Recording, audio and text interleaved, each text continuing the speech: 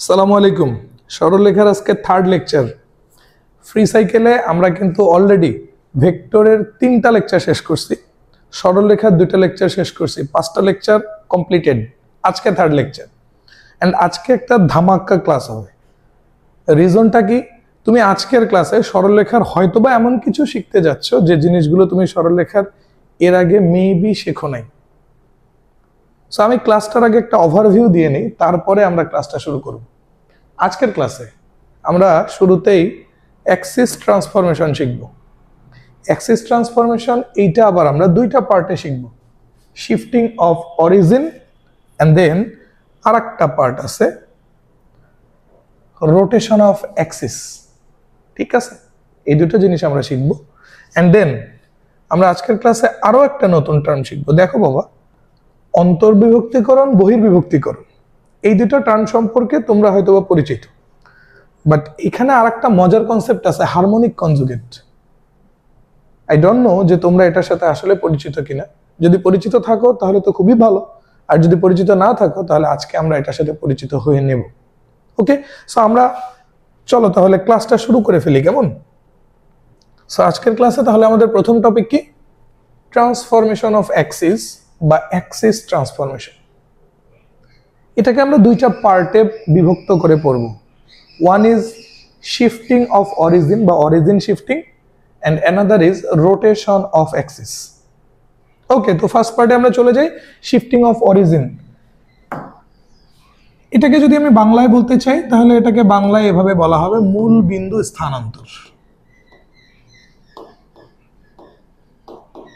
So মূলবিন্দু আমরা in generally কিভাবে জানি যে মূলবিন্দু থাকে এক্স অ্যাক্সিস এবং ওয়াই অ্যাক্সিসের ছেদবিন্দুতে, এবং সেটার স্থানাঙ্ক আমরা বলি 0 0।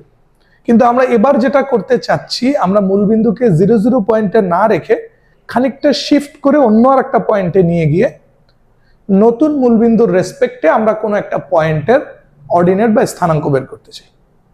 Okay fine. সো ওই কনসেপ্টে যাওয়ার আগে তোমাকে আমি ছোট্ট করে একটা রিয়েল লাইফ এক্সাম্পল দিতে চাই। আচ্ছা, ধরো আমি তোমাকে বললাম এটা পূর্ব দিক ইস্ট, এটা উত্তর দিক নর্থ। তো তোমার বাসা হলো ইস্ট এবং নর্থের মাঝামাঝি কোনো একটা জায়গায়, এটা তোমার বাসা। এবং তোমার বাসার স্থানাঙ্ক আমি বললাম 0, 0।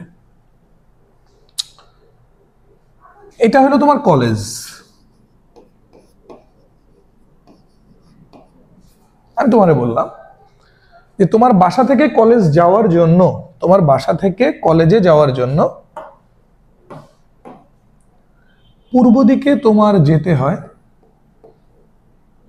5 মিটার, অ্যান্ড দেন উত্তর দিকে তোমার যেতে হয় 3 মিটার।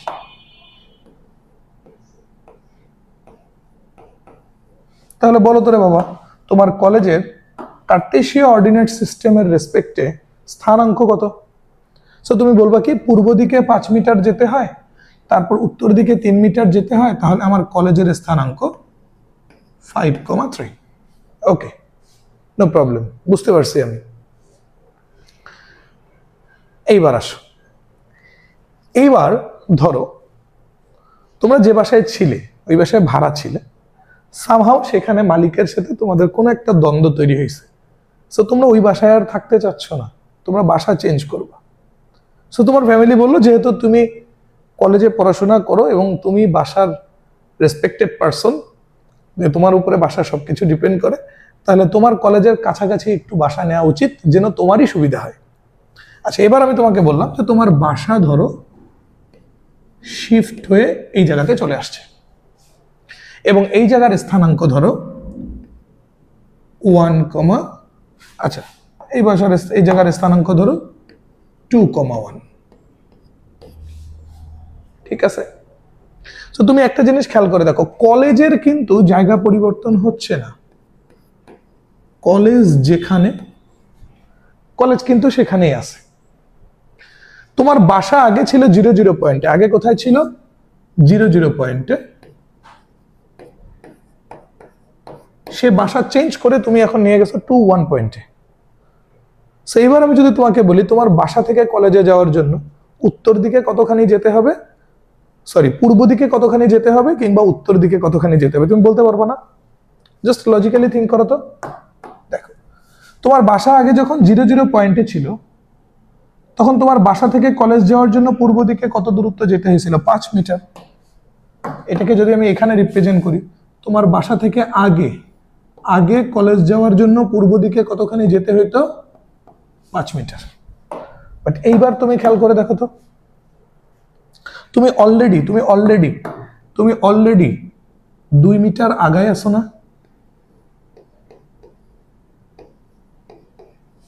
রিজনটা কি? তোমার বাসা তো এখন 0 পয়েন্টে নেই, তোমার বাসা চলে গেছে কোন পয়েন্টে? 21 পয়েন্টে। তার মানে পূর্ব দিক বরাবর তুমি আগের থেকেই 2 মিটার আগায় আসো। সো এখন যদি তোমার নতুন বাসা থেকে কলেজে যেতে হয় তখন পূর্ব দিক বরাবর কতখানি দূরত্ব অতিক্রম করতে হবে? ডেফিনেটলি এই দূরত্বটা অতিক্রম করতে হবে, এন্ড এটা হলো 3 মিটার। সিম্পল, কারণ 5 মিটারের মধ্যে তুমি 2 মিটার অলরেডি আগায় আছো, তাহলে তোমাকে আর কতখানি যেতে হবে পূর্ব দিক বরাবর? 3 মিটার। নাইস। এবার আসো একটু উত্তর দিকের হিসাব নিকাশ। আগে তোমার উত্তর দিকে, মানে তোমার বাসা যখন 0 পয়েন্টে ছিল তখন তোমার উত্তর দিকে কতখানি যেতে হয়েছিল? 3 মিটার। দ্যাট মিনস এই ডিস্টেন্সটা ছিল 3 মিটার, রাইট? এইবার তুমি উত্তর দিকে কতখানি আগায় আসো আগের থেকে? তুমি ভালো করে খেয়াল করে দেখো তো, তোমার বাসা 21 পয়েন্টে, মানে এদিকে 2 এদিকে কত? 1। সো তুমি উত্তর দিকে এখন অলরেডি আগায় আসো কত মিটার? 1 মিটার। তুমি উত্তর দিকে অলরেডি আগায় আসো কত মিটার? 1 মিটার। এবার যদি তোমাকে বলা হয় যে তোমার বাসা থেকে কলেজে যাওয়ার জন্য কতখানি দূরত্ব অতিক্রম করতে হবে, আগে যাওয়া লাগতো 3 মিটার, তার মধ্যে তুমি 1 মিটার আগায় আসো, তাহলে এখন তোমার যেতে হবে কত মিটার? 2 মিটার। ওকে, সো তোমার নতুন বাসার রেসপেক্টে তাহলে কলেজের স্থানাঙ্কটা বলো দেখি বাবু। নতুন বাসার রেসপেক্টে তোমার কলেজের স্থানাঙ্কটা বলো তো। সো নতুন বাসার রেসপেক্টে এবার তোমার পূর্ব দিকে যাওয়া লাগতেছে 3 মিটার, উত্তর দিকে যাওয়া লাগতেছে 2 মিটার। সো তোমার কলেজের স্থানাঙ্ক 3,2। আর যদি তুমি আগের বাসা মানে 0 পয়েন্টের সাপেক্ষে কলেজের স্থানাঙ্ক চাও, সেটা তো দেখে আসছো 5,3। দ্যাট মিনস এদিকে গেছো 5, এদিকে গেছো 3। সো এই পয়েন্টের স্থানাঙ্ক 5,3। তাহলে খেয়াল করে দেখছো, তোমার বাসা যখন চেঞ্জ হয়ে গেছে, তোমার বাসা যখন 0 পয়েন্ট থেকে 21 পয়েন্টে চেঞ্জ হয়ে গেছে, তোমার বাসার রেসপেক্টে কলেজের স্থানাঙ্ক চেঞ্জ হয়ে গেছে না? কলেজের কিন্তু পজিশন চেঞ্জ হয়নি, কলেজ যেখানে সেখানেই ছিল, জাস্ট আমি বাসা চেঞ্জ করার কারণে আমার কলেজের স্থানাঙ্ক চেঞ্জ হয়ে গেছে। সো বাসার রেসপেক্টে বাসা চেঞ্জ হওয়ার কারণে যেহেতু কলেজের স্থানাঙ্ক চেঞ্জ হয়ে গেছে, সেম কনসেপ্টটা আমরা এবার একটু স্থানাঙ্ক ব্যবস্থায় খাটাবো এবং সেটা কার্তেশীয় স্থানাঙ্ক ব্যবস্থায়। ওকে, সো এইবার আসো তাহলে কার্তেশীয় স্থানাঙ্ক ব্যবস্থায় ব্যাপারটাকে আমরা একটু রিপ্রেজেন্ট করি। জাস্ট কনসেপ্টটা ইউজ করো। এটা তোমার জেনারেলি মূলবিন্দু 0,0, এটা তো আমরা জানি। এক্স অ্যাক্সিস এবং ওয়াই অ্যাক্সিস যেখানে ছেদ করে সেটাই হলো আমাদের ইন জেনারেল মূলবিন্দু 0,0। কোনো একটা পয়েন্ট পি, ধরো 0,0 থেকে ওই পি পয়েন্টে পৌঁছানোর জন্য তোমার এক্স অ্যাক্সিস বরাবর যাওয়া লাগে এক্স পরিমাণ দূরত্ব, ওয়াই অ্যাক্সিস বরাবর যাওয়া লাগে ওয়াই পরিমাণ দূরত্ব। কিংবা তুমি এভাবেও বলতে পারো, পিতে পৌঁছানোর জন্য ওয়াই অক্ষ থেকে যেতে হয় এক্স দূরত্ব, এক্স অক্ষ থেকে যেতে হয় ওয়াই দূরত্ব। তুমি দুইভাবেই বলতে পারো, এক্স অ্যাক্সিস বরাবর এক্স দূরত্ব যাওয়া লাগে এটাও বলতে পারো, আবার বলতে পারো ওয়াই অক্ষ থেকে এক্স দূরত্ব যাওয়া লাগে, আবার ওয়াই অ্যাক্সিস বরাবর ওয়াই দূরত্ব যাওয়া লাগে, কিংবা তুমি এটাও বলতে পারো এক্স অক্ষ থেকে ওয়াই দূরত্ব যাওয়া লাগে। দেন পি বিন্দুর স্থানাঙ্ক তাহলে কি হবে? এক্স কমা ওয়াই। সিম্পল। এবার আমি তোমারে বলছি যে না, আমি মূল বিন্দুটা 0 পয়েন্টে রাখি নাই, আমি মূল বিন্দুটা শিফট করে অন্য আর একটা পয়েন্টে নিয়ে গেছি যেটা ও ড্যাশ, এবং তার স্থানাঙ্ক এইচ কমা কে। আগে মূলবিন্দু ছিল কোথায়? ইন হেয়ার 0, 0, সেটা শিফট হয়ে কোথায় চলে গেছে? এইচ কে পয়েন্টে। সো এবার তুমি খেয়াল করে দেখো, আগের মূলবিন্দুর রেসপেক্টে মানে 0 পয়েন্টের রেসপেক্টে এই পি বিন্দুটার স্থানাঙ্ক কি ছিল আমাদের কাছে? xy. So what does it mean? It means 0 0 থেকে x axis বরাবর আমরা গেছিলাম x পরিমাণ দূরত্ব, and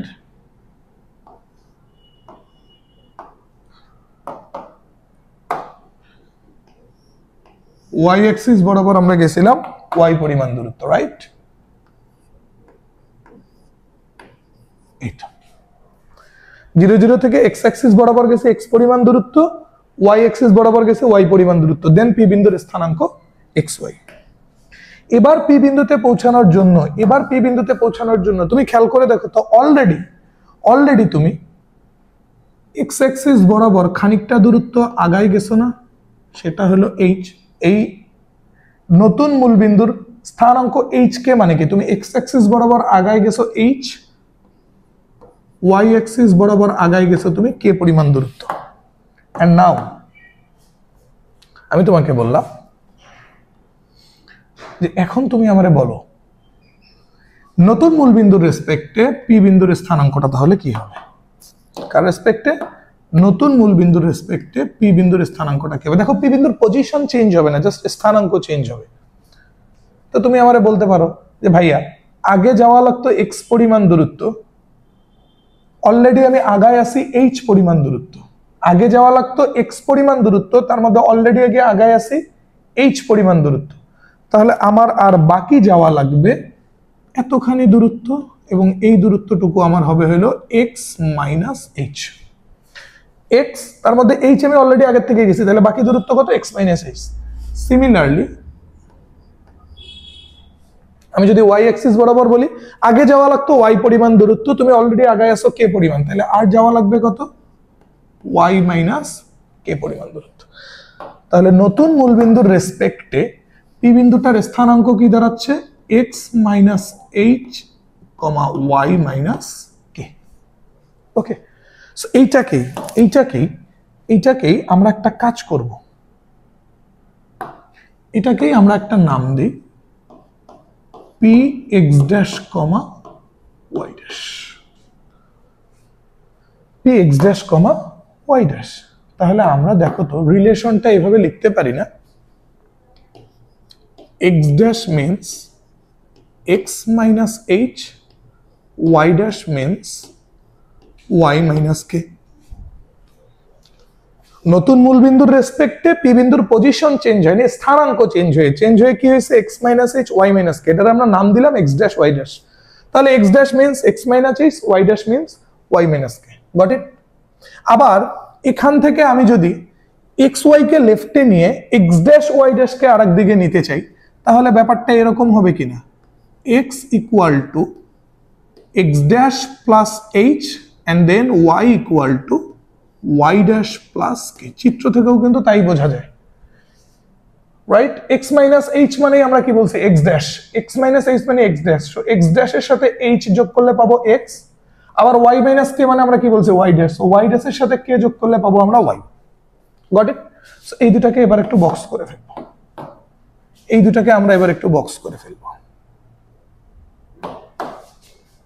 ঠিক আছে? সো এই বক্স দুটার দিকে এবার খেয়াল করো। xy যেটা আমার ছিল আগের স্থানাঙ্ক, মানে মূলবিন্দু অরিজিনালি যেখানে ছিল 0 0 পয়েন্টে, তার সাপেক্ষে স্থানাঙ্ক। h কে যেটা মিন করতেছে আমি মূলবিন্দুকে কোন পয়েন্টে শিফট করছি, আর x dash, y dash এটা মিন করতেছে আমি মূলবিন্দুকে নতুন পয়েন্টে শিফট করার পরে p বিন্দুর স্থানাঙ্ক চেঞ্জ হয়ে কি হচ্ছে। তাহলে এই ফর্মুলাটা, এই যে দুইটা formula, x dash equal to x minus h কিংবা y dash equal to y minus k, what does this means? এরা মিন করতেছে মূলবিন্দু শিফট করার পরে বিন্দুর স্থানাঙ্ক x dash, y dash নির্ণয় করা। সো এখানে আমরা বলতে পারি মূলবিন্দু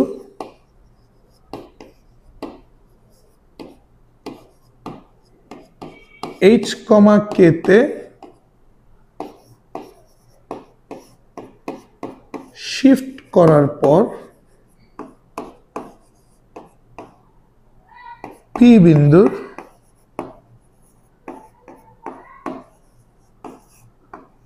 নতুন স্থানাঙ্ক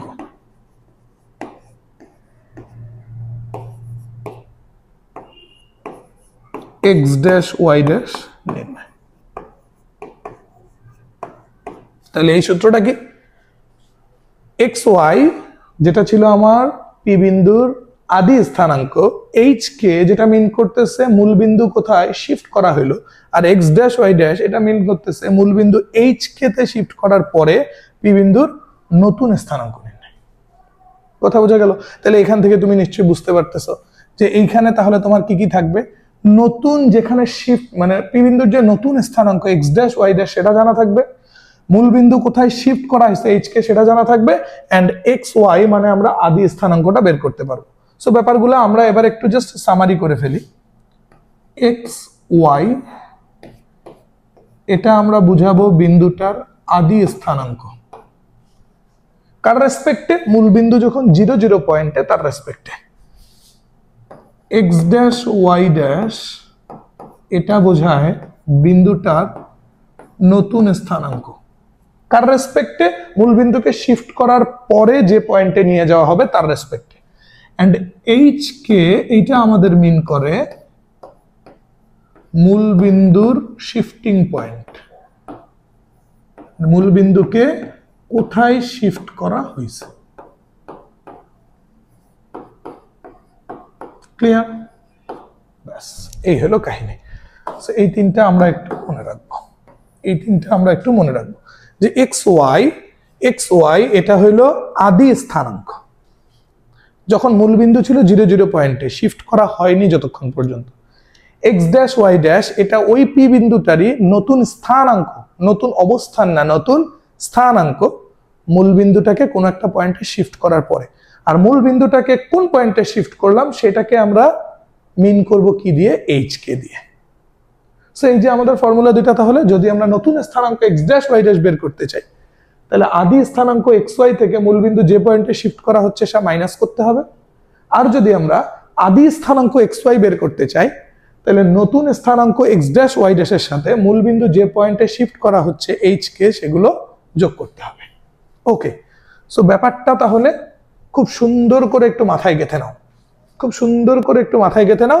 এন্ড ফর্মুলা এই দুটা, এই ফর্মুলা দুইটা খুব সুন্দর করে একটু ফরমেশনটা দেখে নাও। আই রিপিট, প্রথম যে ফর্মুলাটা সেখানে এক্স ওয়াই এইচ কে দেওয়া থাকবে, মানে আদি স্থানাঙ্ক এবং মূল বিন্দু কোথায় শিফট করা হলো তা দেওয়া থাকবে, বের করব এক্স ড্যাশ ওয়াই ড্যাশ মানে ওই বিন্দুটা নতুন স্থানাঙ্ক। আর এই ফর্মুলাটায় এক্স ড্যাশ ওয়াই ড্যাশ মানে নতুন স্থানাঙ্কটা দেওয়া থাকবে, এইচ কে দ্যাট মিন্স মূল বিন্দু কোথায় শিফট করা হলো সেটা দেওয়া থাকবে, আমরা বের করব এক্স ওয়াই দ্যাট মিন্স আদি স্থানাঙ্ক। কথা বোঝা গেছে? কথা বোঝা গেছে? ক্লিয়ার? ওকে ফাইন, দেখে নাও বিষয়টা। ওকে ডান, তাহলে লেটস গো, আমরা এবার কিছু ম্যাথমেটিক্যাল প্রবলেম সলভ করব। Question number 1,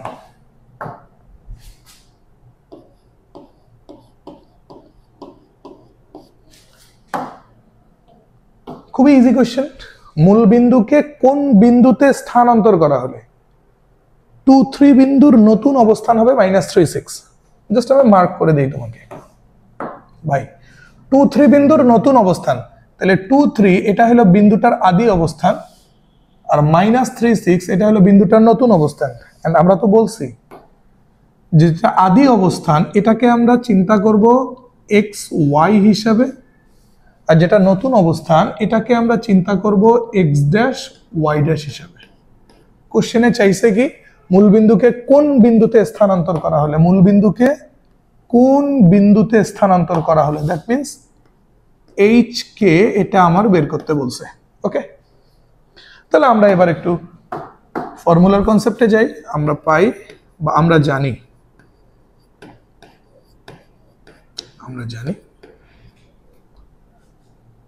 x equal to x dash plus H. দেখো x equal to x dash plus H.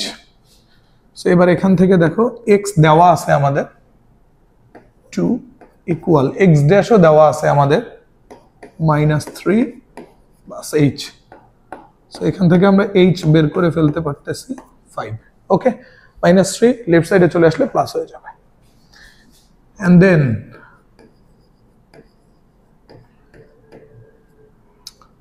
y equal to y dash plus k. দেখো formula y equal to y dash plus k. প্রথম দিকের ম্যাথগুলো formula দেখে দেখেই তুমি apply করো, no issues. এবার দেখো তো y মানে এখানে কি 3, y ড্যাশ মানে 6 প্লাস কে। আলটিমেটলি দেখো কে ইকুয়াল টু কত, -3। সো এইচআর কে এর মান পেয়ে গেছি। সুতরাং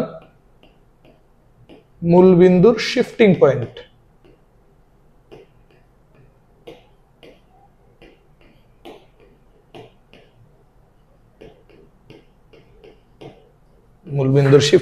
আমরা কত পেলাম, 5, -3 and this is the answer. ওকে, সহজ কোশ্চেন, সহজ সমাধান।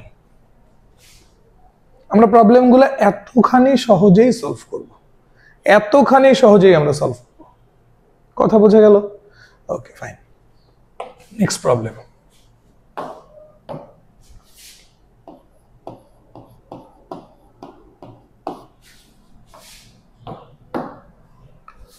মূলবিন্দু স্থানান্তরে প্রাপ্ত 4 - 3 বিন্দুটির আদি স্থানাঙ্ক 4, 5। মূলবিন্দুকে y অক্ষের উপর কোন বিন্দুতে স্থানান্তর করা হয়েছে? আচ্ছা দেখো, মূলবিন্দু স্থানান্তরে প্রাপ্ত 4, -3 এটা স্থানান্তর করার পরে পাওয়া গেছে, রাইট? সো স্থানান্তর করার পরে যেটা পাওয়া যায় সেটা নতুন স্থানাঙ্ক। সো এইটা আমাদের কাছে তাহলে কি x ড্যাশ y ড্যাশ। ওকে, এটা আমাদের কাছে x dash y dash.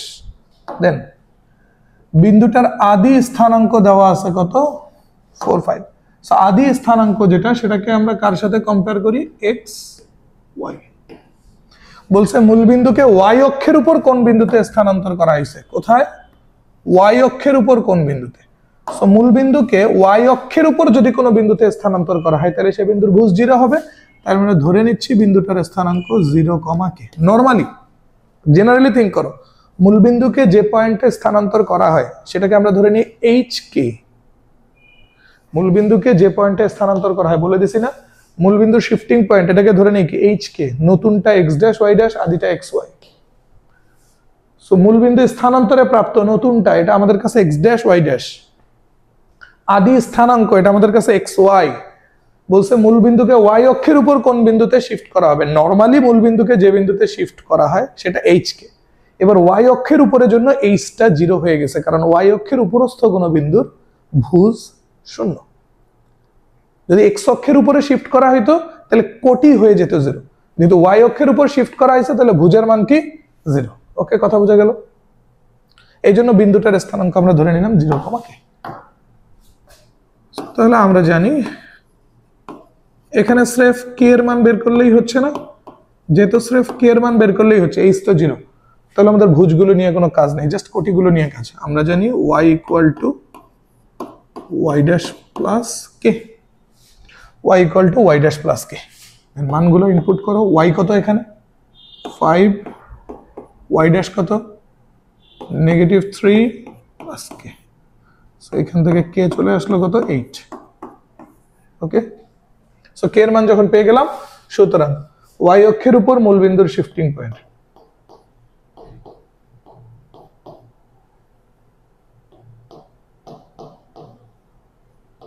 y অক্ষের উপর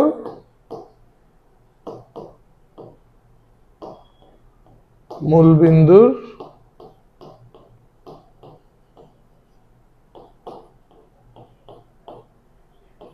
shifting point 0, k, that means 0, k এর মান বের হলো আমাদের 8, and this is the answer.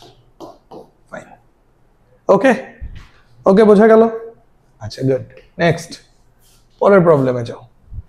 এইবার প্রবলেমটা একটু ডিফারেন্ট, এই যে একটু আমরা ব্যতিক্রম প্রবলেমের দিকে প্রসিড করলাম অলরেডি।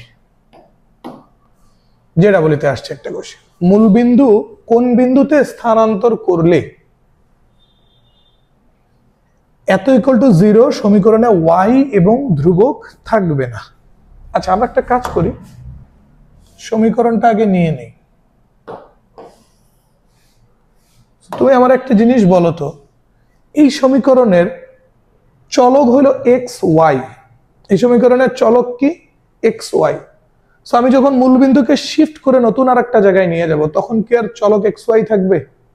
তখন এক্স স্থানান্তর হয়ে যাবে এক্স ড্যাশ প্লাস এইচ দিয়ে, ওয়াই স্থানান্তর হয়ে যাবে ওয়াই ড্যাশ প্লাস কে দিয়ে। কেন দেখো, ভালো করে জিনিসটা বুঝো। মূলবিন্দু 0 0 সেটাকে শিফট করে যখন নতুন আর একটা পয়েন্ট এইচ কে তে নিয়ে যাওয়া হয়, মূলবিন্দু 0 0 সেটাকে শিফট করে যখন নতুন আর একটা পয়েন্ট এইচ কে তে নিয়ে যাওয়া হয়, তখন পুরাতন স্থানাঙ্ক এক্স ওয়াই বা আদি স্থানাঙ্ক এক্স ওয়াই সেটা নতুন ফরমেশন কি দাঁড়ায় যায়? X equal to x dash plus h, y equal to y dash plus k. ভালো করে বুঝো, মূলবিন্দু 0 0 থেকে শিফট হয়ে যখন এইচ কে পয়েন্টে চলে যায় তখন আদি স্থানাঙ্ক এক্স ওয়াই আর থাকে না, সেটা শিফট হয়ে এক্স এর জায়গায় হয়ে যায় এক্স প্লাস এইচ, ওয়াই এর জায়গায় হয়ে যায় ওয়াই প্লাস কে। সেম কনসেপ্টটা তুমি সমীকরণের জন্য ইউজ করো। সো যখন তুমি মূলবিন্দুকে স্থানান্তর করে এইচ কে তে নিয়ে যাবা তখন সমীকরণেরও চলক আর এক্স ওয়াই থাকবে না, এক্স রিপ্লেস হয়ে যাবে এক্স ড্যাশ প্লাস এইচ দিয়ে, ওয়াই রিপ্লেস হয়ে যাবে ওয়াই ড্যাশ প্লাস কে দিয়ে। জাস্ট আমি জিনিসটা একটু লিখে রাখি প্রথম কোশ্চেনের জন্য, এক্স রিপ্লেস হয়ে যাবে এক্স ড্যাশ প্লাস এইচ দিয়ে, ওয়াই রিপ্লেস হয়ে যাবে ওয়াই ড্যাশ প্লাস কে দিয়ে। ওকে, মাইন্ড ইট। এক্স রিপ্লেস হয়ে যাবে এক্স ড্যাশ প্লাস এইচ দিয়ে, ওয়াই রিপ্লেস হয়ে যাবে ওয়াই ড্যাশ প্লাস কে দিয়ে। ওকে ফাইন, তাহলে আমরা একটু রিপ্লেস করে দিই। ওয়াই স্কোয়ার মানে তাহলে ওয়াই ড্যাশ প্লাস কে হোল স্কোয়ার, প্লাস 4y মানে 4 ইন্টু ওয়াই ড্যাশ প্লাস কে, প্লাস 8x মানে 8 into x dash plus H, negative 2 equal 0। এবার জেনারেলি ইকুয়েশন সলভ করা, যদি a প্লাস বি হোল স্কোয়ারের সূত্রে ভাঙায় দেই, Y dash square 2y dash K plus K square, 4y dash plus 4k plus 8x dash 8h negative 2 equal to 0।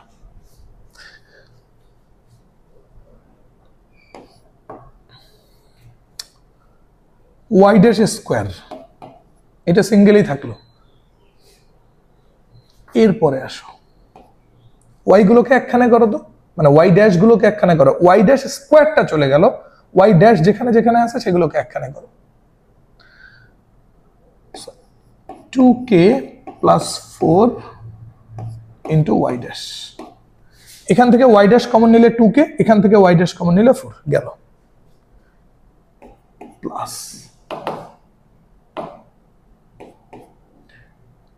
8x dash. তাহলে কি কি চলে গেল? ওয়াই ড্যাশ স্কোয়ার গেল, ওয়াই ড্যাশ গেল, এক্স ড্যাশ গেল। এখন বাকি যেগুলো আছে সেগুলোকে একখানে করো। বাকি আছে কি কি? 8h প্লাস কে স্কোয়ার প্লাস 4k মাইনাস 2, এগুলো একখানে করলাম ইকুয়াল 0। কিছু কি বাদ পড়লো? ওয়াই ড্যাশ স্কোয়ারের ঝামেলা শেষ, এই দুটার থেকে ওয়াই ড্যাশ কমন নিয়ে 2k প্লাস 4 কাহিনী শেষ, 8x ড্যাশের ঝামেলা শেষ, কে স্কোয়ার নিয়ে নিছি, 4k নিয়ে নিছি, 8h নিয়ে নিছি, মাইনাস 2 নিয়ে নিছি। ওকে, এই যে নতুন সমীকরণটা, এই নতুন সমীকরণটা নেক্সট লাইনে তুমি যখন প্রসিড করবা তখন আর ড্যাশ গুলো রাখবা না। এটার কারণ কি? একটা সমীকরণে দুইটা চলক থাকে, একটা হলো এক্স আর একটা হলো ওয়াই। সো আমরা এখানে এক্স ড্যাশ বা ওয়াই ড্যাশ দিয়ে যেটা প্রকাশ করছি, okay, x dash Y dash by যে ওয়াই ড্যাশ দিয়ে যেগুলো প্রকাশ করছে এগুলো আসলে চলকই মিন করে। সো আলটিমেটলি সব কাজ শেষে গিয়ে যখন তুমি সমীকরণটা আবার লিখবা, এই চলকগুলোকে আর এক্স ড্যাশ ওয়াই ড্যাশে রাখার কোনো দরকার নেই, তুমি আবার সেগুলোকে এক্স ওয়াইতেই লিখবে। তুমি রিপ্লেস করার সময় ওয়াই এর জায়গায় ওয়াই ড্যাশ প্লাস কে, এক্স এর জায়গায় x dash plus H replace করে দেবা, কিন্তু কাজ শেষে আবার গিয়ে যেখানে যেখানে এক্স ড্যাশ ওয়াই ড্যাশ পাবা সেগুলোকে এক্স ওয়াই বানাই দেবা। তো বানাই দিলে কি দাঁড়াচ্ছে দেখো তো, y square plus 2k plus 4 into y plus 8x plus কে square plus 4k plus 8h minus 2 equal 0। Okay, clear? এবার আসো কোশ্চেনে। কোশ্চেনে বলছে কি মূলবিন্দু স্থানান্তর করার পরে এই সমীকরণের যে নতুন ফরমেশনটা পাইলাম, মূলবিন্দু স্থানান্তর করছি মানে y এর জায়গায় y ড্যাশ প্লাস কি, x এর জায়গায় x dash plus y h বসাই দিয়ে এই সমীকরণটার যে নতুন ফরমেশন পাইছি, এই ফরমেশনে y এবং ধ্রুবক থাকবে না। কে কে থাকবে না? y স্কোয়ার বলেনি, মানে দ্বিঘাত যুক্ত y বলেনি, স্রেফ বলছে y, মানে y এর ঘাত 1। সো y থাকবে না মানে কি, y এর সহগটা হইতে হবে 0, আর ধ্রুবক থাকবে না মানে এই ধ্রুবক টার্মটা হয়ে যেতে হবে 0। তাহলে প্রশ্ন মতে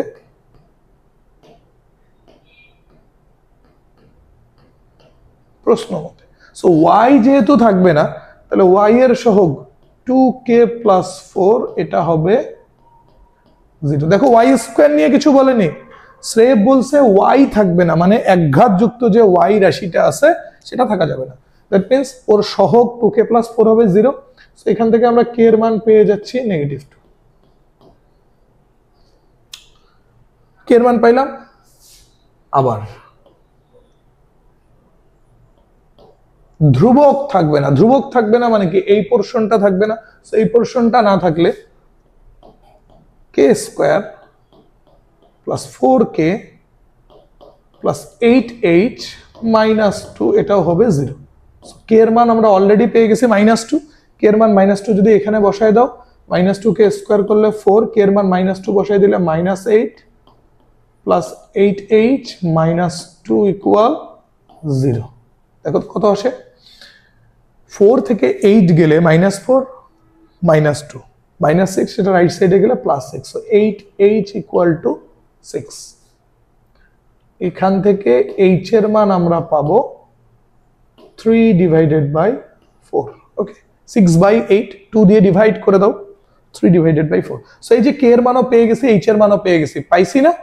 যদি পেয়ে যাই তাহলে তো আমরা আনসার পেয়ে গেছি, কারণ কোশ্চেন কি, মূল বিন্দুকে কোন বিন্দুতে স্থানান্তর করলে, কোশ্চেন কি মূল বিন্দুকে কোন বিন্দুতে স্থানান্তর করে, মূল বিন্দুকে কোন বিন্দুতে, সো hk বিন্দুতে, hk আমরা পেয়ে গেছি, সুতরাং আমরা লিখব মূল বিন্দুর শিফটিং পয়েন্ট।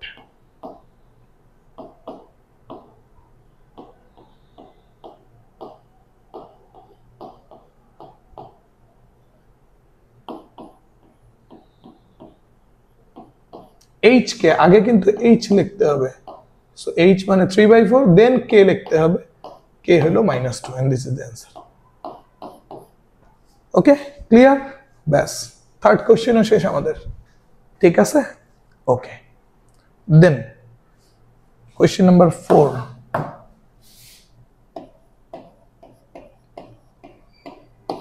এটা more easier than the previous question, আগেরটার থেকেও সহজ। মূলবিন্দুকে x অক্ষের উপর কোন বিন্দুতে স্থানান্তর করলে, মূলবিন্দুকে x অক্ষের উপর কোন বিন্দুতে স্থানান্তর করলে সরলরেখার আদর্শ সমীকরণে ধ্রুবক অংশ থাকবে না। ফার্স্টে তো তোমাকে জানতে হবে সরলরেখার আদর্শ সমীকরণটা কি।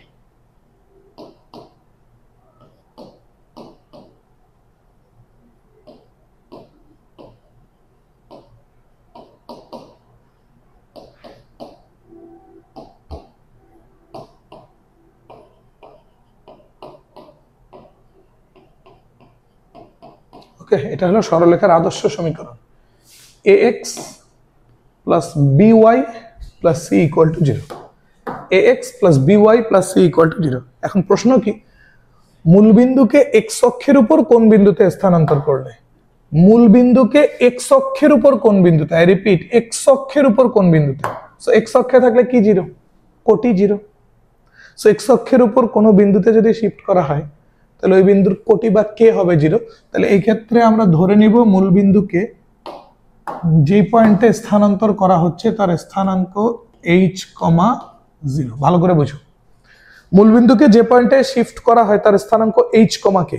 বাট এবার মূলবিন্দুকে যেহেতু x অক্ষের উপর কোন পয়েন্টে শিফট করা হচ্ছে, তাহলে যে পয়েন্টে শিফট করা হবে সেই পয়েন্টের কোটি বা k এর মান হবে 0। সো আমরা বিন্দুটা ধরে নিচ্ছি h, 0।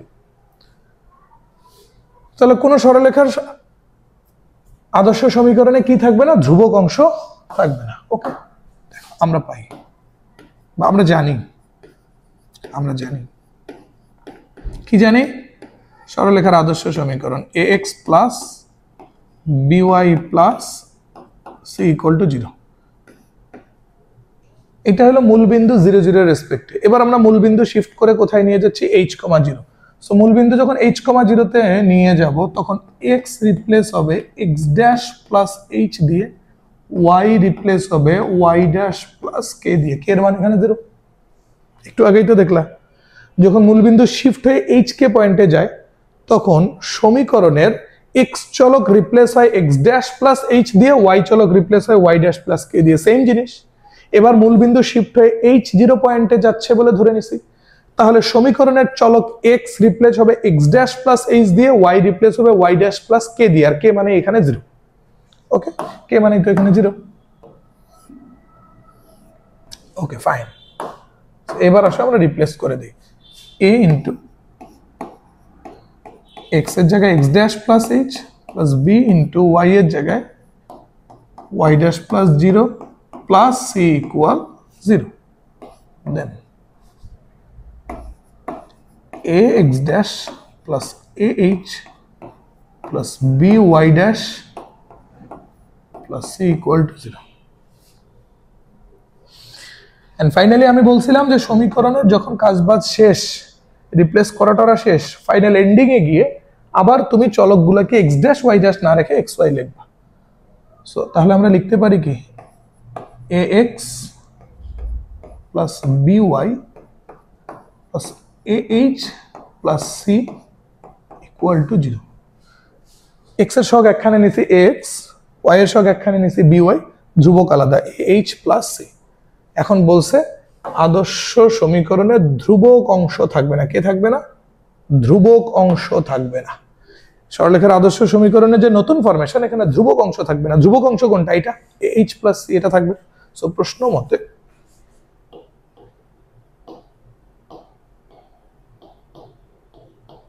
যেহেতু ধ্রুবক অংশটা থাকবে না, সো এটা হয়ে যেতে হবে 0।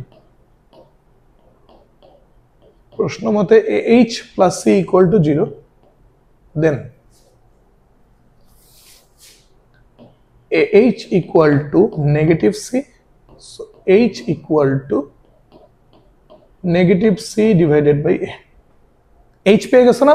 h যখন পেয়ে গেছো তাহলে মূলবিন্দুকে কোথায় শিফট করা হচ্ছে, h, 0। সুতরাং মূলবিন্দুর শিফটিং পয়েন্ট।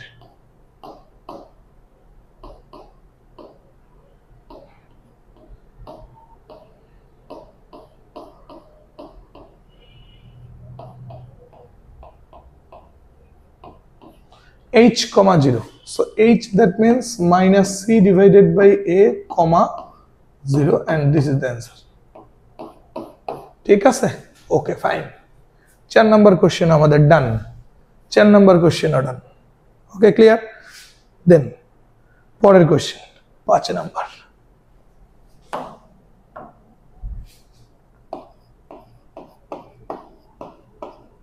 কি বলছে কোশ্চেনটা?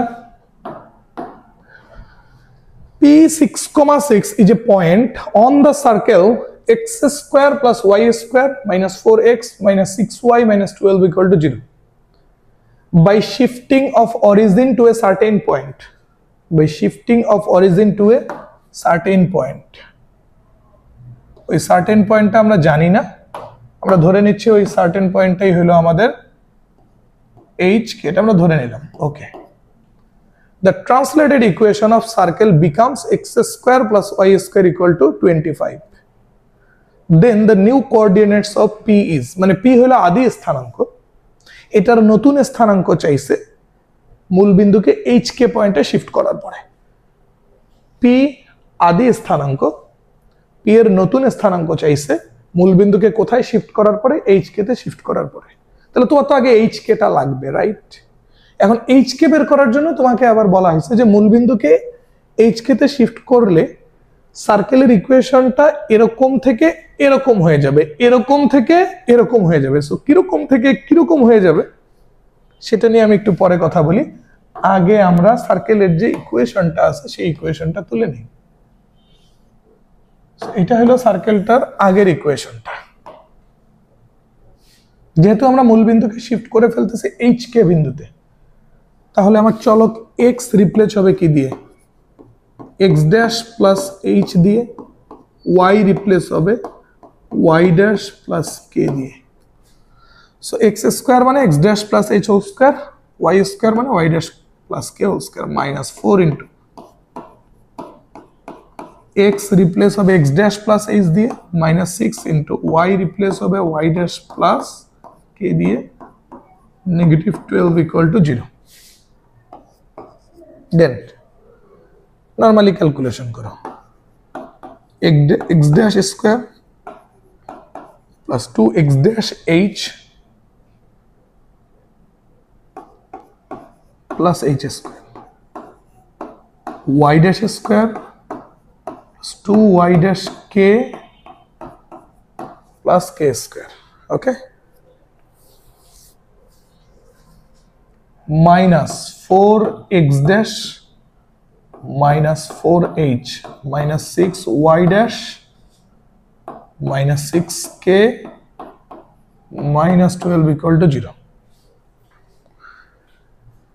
একটু যদি সাজায় লিখি, x dash স্কয়ার একখানে নিলাম, y dash স্কয়ার একখানে নিলাম, নিছি।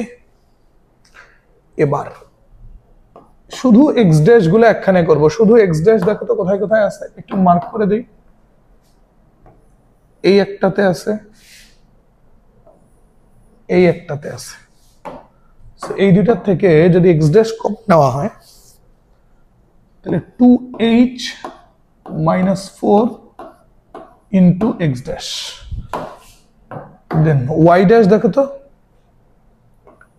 এটাতে আছে, এটাতে আছে, ওকে। সো এই দুইটার থেকে যদি y dash কমন নেওয়া হয় তাহলে 2k minus 6 into y dash, ওকে। x dash স্কয়ার গেল, y dash স্কয়ার গেল, সিম্পলি x dash দুইটা গেল, y dash দুইটা গেল। এখন বাকি কনস্ট্যান্ট গুলো কি কি আছে, h স্কয়ার, এখান থেকে h square plus k square minus 4h minus 6k minus 12 equal to 0, okay. h square নেওয়া হয়েছে, k স্কয়ার নেওয়া হয়েছে, minus 4h minus 6k minus 12 equal to 0, okay fine. এখন আমি তো বলে দিছি যে ফাইনালি যে ইকুয়েশনের ফরমেশনটা আসবে সেটাতে x dash y dash রাখবো না আমরা, সেটাতে কি রাখবো, xy। তাহলে ইকুয়েশনটা কি দাঁড়াইলো, x square plus y square plus 2h minus 4 into x plus 2k minus 6 into y,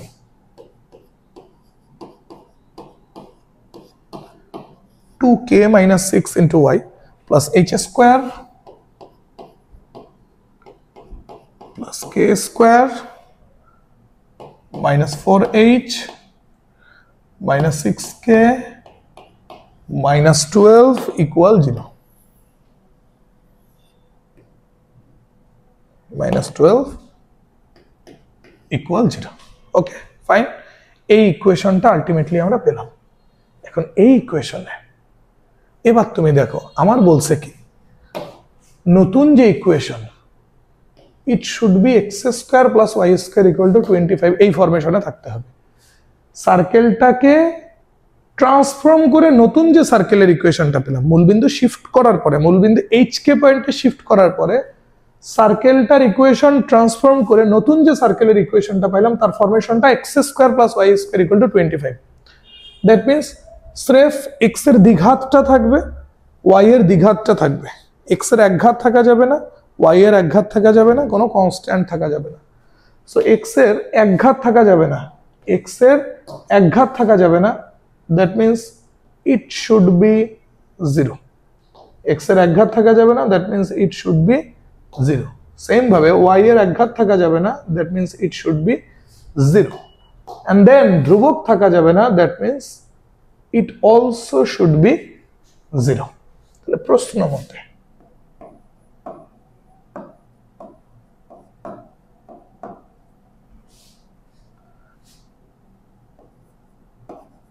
h minus 4 equal to 0। I repeat, সার্কেলের নতুন যে ট্রান্সফর্মড ইকুয়েশনটা সেটার শেপ হবে x square plus y square equal to 25। So x এর দ্বিঘাতটা থাকবে, y এর দ্বিঘাতটা থাকবে, right সাইডের যে কনস্ট্যান্টটা সেটা থাকবে, ওকে। x square plus y square equal to 25। ওকে ওকে, কথা বুঝছো? এই ফরমেশনে থাকবে, মানে এক্স এর কোনো একঘাত থাকা যাবে না, ওয়াই এরও কোনো একঘাত থাকা যাবে না। সো এক্স এর যেহেতু একঘাত থাকা যাবে না, এই পোর্শনটা জিরো হইতে হবে। এটা জিরো হওয়ার জন্য এক্স এর সহগ যে 2h - 4 সেটা হইতে হবে জিরো। সো এখান থেকে আমরা এইচ এর মান পেয়ে যাচ্ছি কত? 2। 4 রাইট সাইডে গেলে 4, 2h থেকে এইচ পেতে গেলে 2 দ্বারা ভাগ করতে হবে। এইচ এর মান পেয়ে গেলাম আমরা 2। আবার y এর পোর্শনটা থাকা যাবে না, দ্যাট মিন্স 2k - 6 = 0। সো এখান থেকে k এর মান আমরা পাচ্ছি 3। ওকে, hk এর মান কিন্তু পেয়ে গেছে।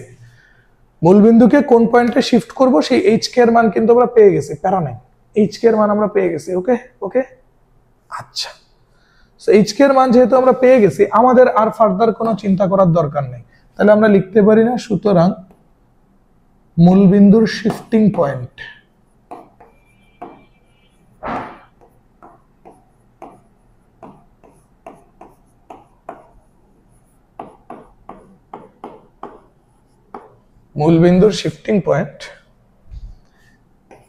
h, k, that means 2, 3। মূলবিন্দুর শিফটিং পয়েন্ট 2, 3। বাট প্রশ্নে তো এবার মূলবিন্দুর শিফটিং পয়েন্ট চাই নাই, প্রশ্নে চাইছে পি এর আগের স্থানাঙ্ক দেওয়া আছে 6, 6। the new coordinates of p, মানে পি এর নতুন স্থানাঙ্ক চাইছে। সো আমরা আগের যে স্থানাঙ্ক বা আদি যে স্থানাঙ্ক তাকে সব সময় xy এর সাথে তুলনা করতে বলছি, আর নতুন যে স্থানাঙ্ক পাবো তাকে আমরা x' y' বিবেচনা করতে বলছে, রাইট? সো আমার এখানে টার্গেট কি, xy দেওয়া আছে, মূলবিন্দুকে কোথায় শিফট করলাম h কে সেটা জানি, বের করতে হবে কি x' y'। So x' y' বের করার জন্যও কিন্তু আমরা ফর্মুলা শিখে আসছি, রাইট? যদি আমরা x' y' বের করতে চাই তো x থেকে h বিয়োগ করতে হবে, y থেকে k বিয়োগ করতে হবে। গুড, তাহলে আসো তো। সুতরাং পি বিন্দুর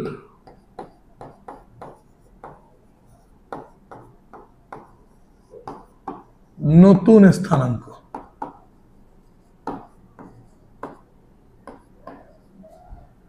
x' equal x - h। x কত?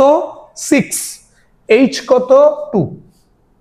So 6 - 2 = 4, and then y' equal y - k। y কত? 6, k কত? 3। সো 6 - 3 = 3। তাহলে x' y' আমাদের কত বের হলো? 4, 3। এটাই হইলো পি বিন্দুটার নতুন স্থানাঙ্ক, and this is the answer. Okay okay, clear কথা? ক্লিয়ার কথা। আচ্ছা, এখানে একটা কাজ করো, it's none of our concern, এটা নিয়ে আমাদের কোনো প্যারা নেই। আমাদের x² y² থাকতে হবে, দ্যাট মিন্স x এর একঘাত থাকা যাবে না, y এর একঘাত থাকা যাবে না। x এর একঘাত থাকা যাবে না, এর সহগটা 0, y এর একঘাত থাকা যাবে না, এর সহগটা 0। কনস্ট্যান্টও থাকবে। যদি বলে থাকি এইটা 0 হবে তাহলে হয়তোবা একটু ভুল বলছি, কারেকশন ইট। কনস্ট্যান্ট তো থাকতে হবে 25। এই পুরোটাই তো কনস্ট্যান্ট মিন করতেছে। সো এইচ আর কে এর যে মান বের করলাম সেটা যদি এখানে বসায় দাও, এইচ আর কে এর যে মান বের করলাম সেটা যদি এখানে বসায় দাও, পুরোটা কনস্ট্যান্ট। ওই কনস্ট্যান্টটাকে রাইট সাইডে নিয়ে গেলেই এই ফরমেশন চলে আসবে। এইচ আর কে এর মান এখানে বসায় দিলে পুরোটা কনস্ট্যান্ট, ওটাকে রাইট সাইডে নিয়ে গেলেই এই ফরমেশনটা চলে আসবে। Okay fine, clear. একটা খুব সুন্দর এবং কনসেপচুয়াল প্রবলেম আমরা সলভ করে ফেলছি। কথা বোঝা গেছে? Okay fine. The very last question of shifting of origin. So অনেক প্রবলেম তো সলভ করলা না? তাহলে এই প্রবলেমটা এবার একটু তোমরা নিজেরা সলভ করবা। প্রশ্ন কি, মূলবিন্দুকে কোন বিন্দুতে স্থানান্তর করলে, মূলবিন্দুকে কোন বিন্দুতে স্থানান্তর করলে, মানে এইচ আর কে তোমার লাগবে বা এইচ আর কে বের করতে হবে। ঠিক আছে, তোমার বের করতে হবে কি এইচ কে। মূল বিন্দুকে কোন বিন্দুতে স্থানান্তর করলে এইচ কে লাগবে। এই সমীকরণে কোনো একঘাত যুক্ত পদ থাকবে না। দ্যাট মিন্স এই যে সমীকরণটা আছে না, এই সমীকরণটাকে তুমি রিপ্লেস করবা কেমনে?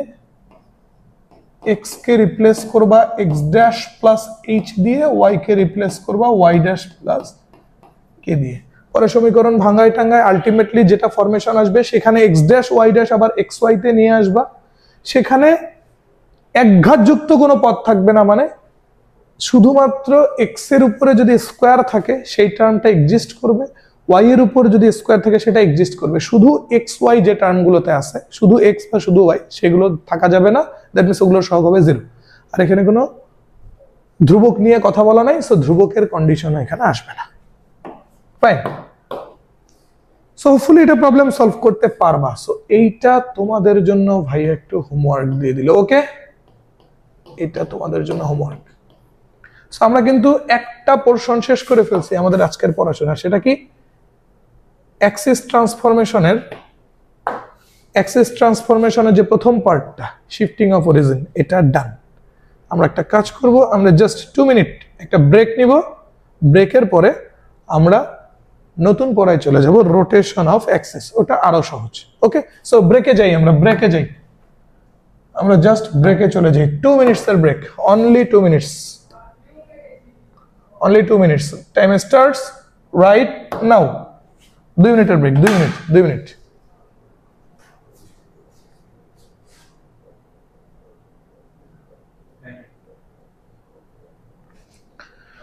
ওকে, সো চলো আমরা তাহলে পরের টপিকে যাই।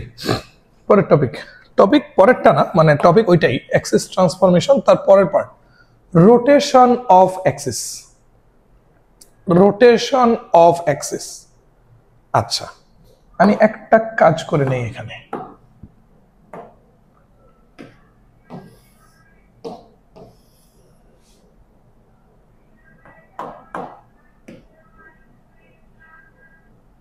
ওকে, এটা পরে ভাবো।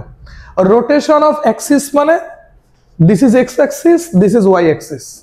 দেখো এখানে একটা জিনিস ভালো করে খেয়াল করো।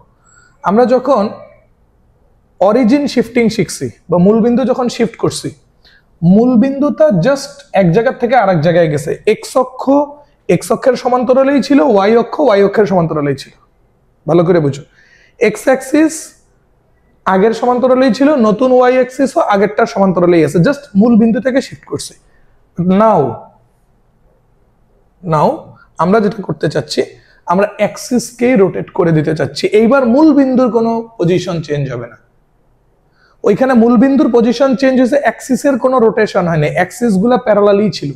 এবার মূলবিন্দুর কোনো পজিশন চেঞ্জ হবে না, মূলবিন্দু যেখানে সেখানেই থাকবে, আমরা জাস্ট অ্যাক্সিসকে রোটেট করে দেব।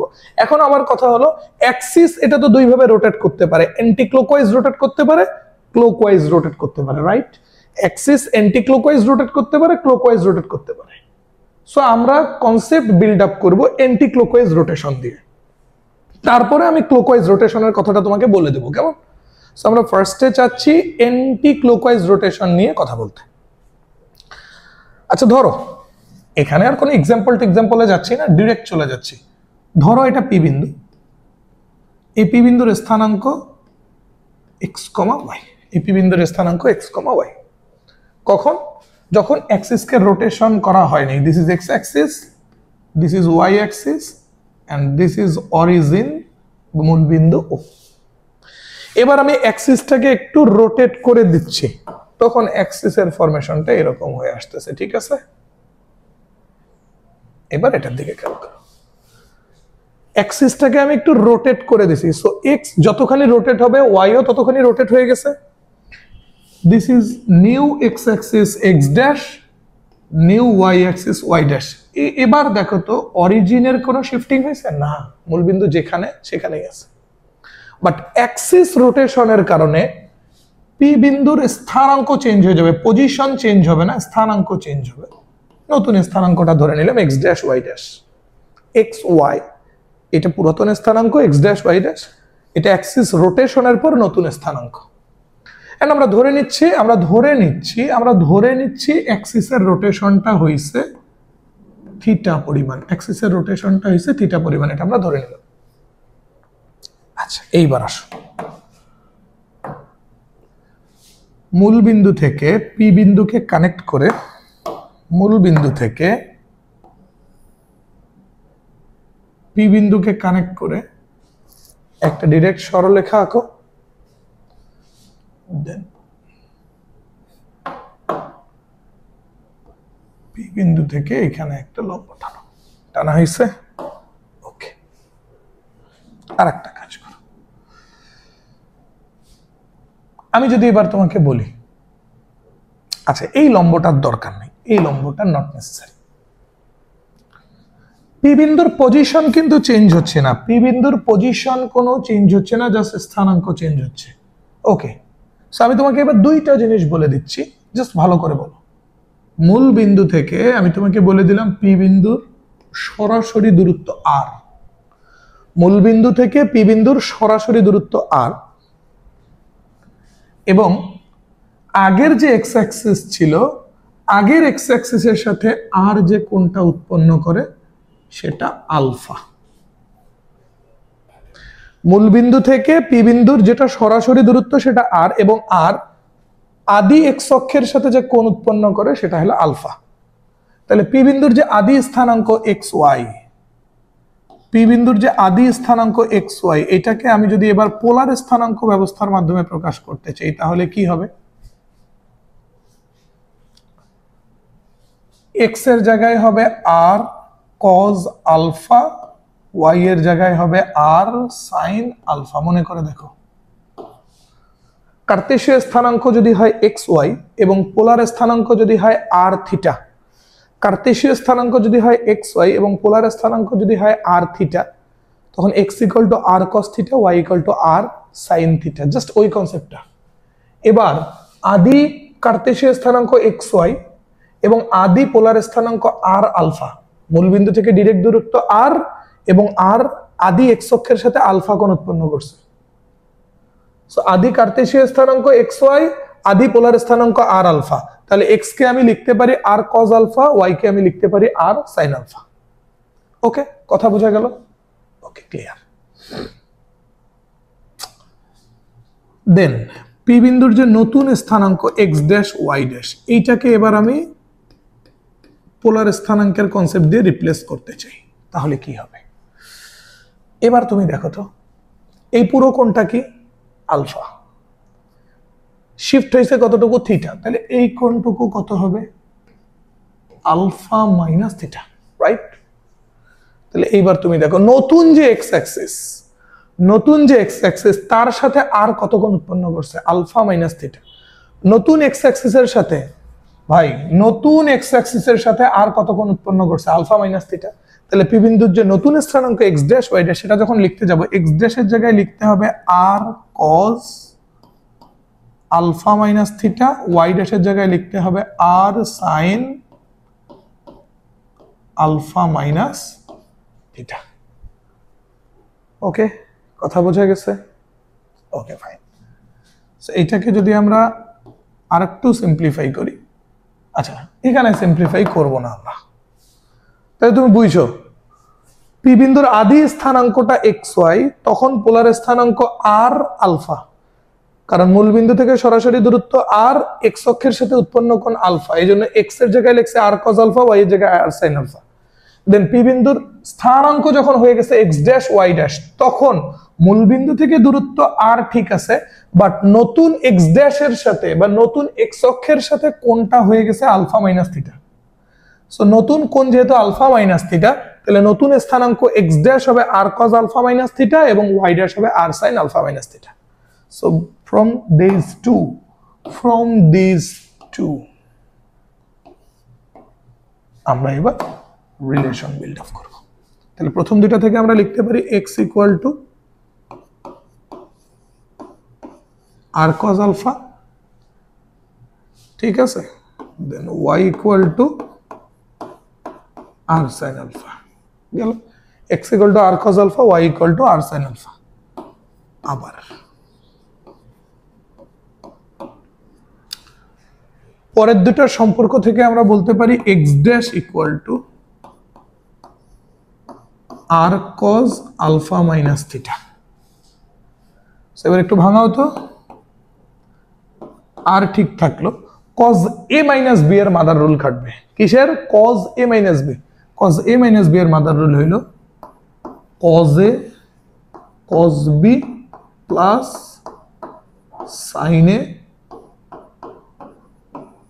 Sign b. ওকে, আর বাইরে আছে cos a minus b এর mother rule cos a minus b cos a cos b plus sin a sin b। এবার আরটাকে ভিতরে গুণ করে দাও, তাহলে r cos alpha into cos theta plus r sin alpha into sin theta। and now r cos alpha এর জায়গায় বসাইতে পারি x, r sin alpha এর জায়গায় বসাইতে পারি y। তাহলে আলটিমেটলি কি দাঁড়াচ্ছে দেখো তো, x dash equal x cos theta plus y sin theta। ওকে, হেল্প করছে কে আমাদের? হেল্প করছে কে আমাদের? এই দুজন। ওকে, এই দুজন হেল্প করছে। দেখো r cos alpha এর জায়গায় বসাই দিছি x, r sin alpha এর জায়গায় বসাই দিছি y। তখন ultimately x dash equal to কি x cos theta plus y sin theta গেল। আবার তো একবার লিখে ফেলছি, এবং y dash equal to r sin alpha minus theta, y dash equal to r sin alpha minus theta। আর বাইরে থাক sin a minus b এর mother rule sin a cos b minus cos a sin b, cos a sin b। Okay, sin a minus b এর mother rule হলো sin a cos b minus cos a sin b। এবার আরটা ভিতরে গুণ করে দাও, r sin alpha into cos theta minus r cos alpha into sin theta। y dash তাহলে কি দাঁড়াচ্ছে আলটিমেটলি দেখো, r sin alpha, so r sin alpha জায়গায় আমরা বসাইতে পারি y cos theta minus r cos alpha জায়গায় x বসাইলে x sin theta। ওকে ওকে, so এই যে লাস্টের দুইটা, এই দুইটার দিকে এবার খেয়াল করো। ঠিক আছে, খেয়াল করছো? এই দুইটারে এবার আমরা পরের পেজে গিয়ে লিখবো। তাহলে আমরা x ড্যাশ ইকুয়াল টু কি পাইলাম, x cos theta plus y sin theta। x dash equal two পাইলাম x cos theta plus y sin theta, and then y dash equal to পাইছি y cos theta minus x sin theta, y dash equal to পাইছি y cos theta minus x sin theta, and these two are those equation যেটা দিয়ে আমরা নতুন x dash y dash বের করতে পারতেছি। So x y এবং কত কোণে শিফট করা হয়েছে, এখানে অ্যাক্সিসটাকে কত কোণে শিফট করা হয়েছে থিটা কোণে, অ্যাক্সিসটাকে কত কোণে শিফট করা হয়েছে থিটা কোণে। দেখো x অ্যাক্সিস রে এইদিকে শিফট করা হয়েছে, x রে এইদিকে শিফট করা হয়েছে কত কোণে থিটা কোণে। তখন x dash y dash বের করার সূত্র কি, আদি স্থানাঙ্ক xy হেল্প করতেছে কিভাবে, x এর সাথে একবার cos theta, y এর সাথে sin theta, তখন পাচ্ছি x dash, y এর সাথে cos theta, x এর সাথে sin theta, তখন পাচ্ছি y dash। সো এটাকে তাহলে আমরা লিখে রাখতে পারি না? আমরা একটু লিখে ফেলি, this is anti clockwise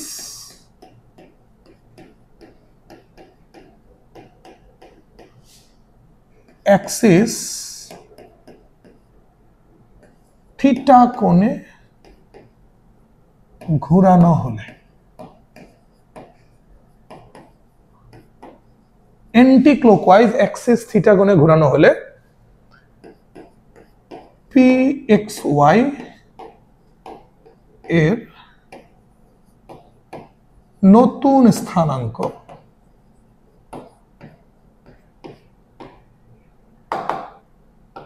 px dash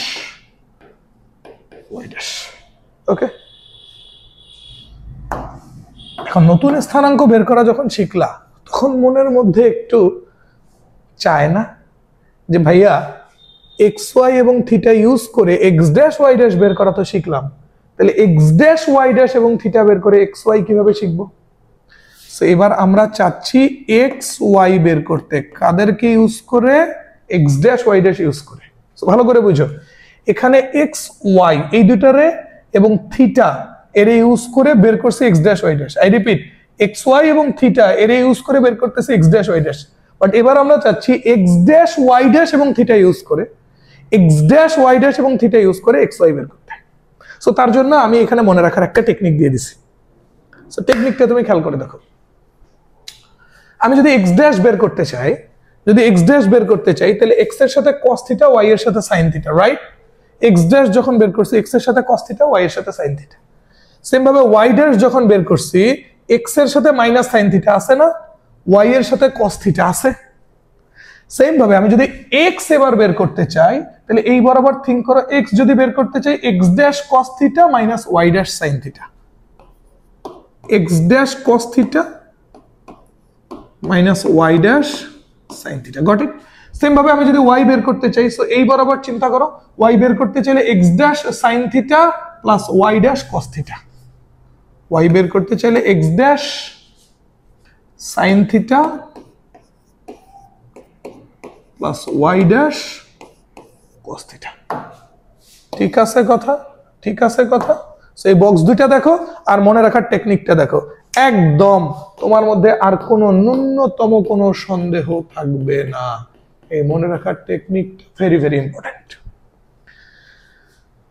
ভাই আবার বুঝো, আমি যদি এক্স ড্যাশ বের করতে চাই, নিচেরটা থিঙ্ক বাদ দাও, এক্স ড্যাশ যদি বের করতে চাই X cos theta Y sine theta, দেখো মিলছে। আবার যদি ওয়াই ড্যাশ বের করতে চাই এটা বাদ, ওয়াই ড্যাশ বের করতে চাইলে এটা বাদ, তাহলে ওয়াই ড্যাশ চাইলে এক্স মাইনাস সাইন থিটা আছে না, ওয়াই কস থিটা আছে।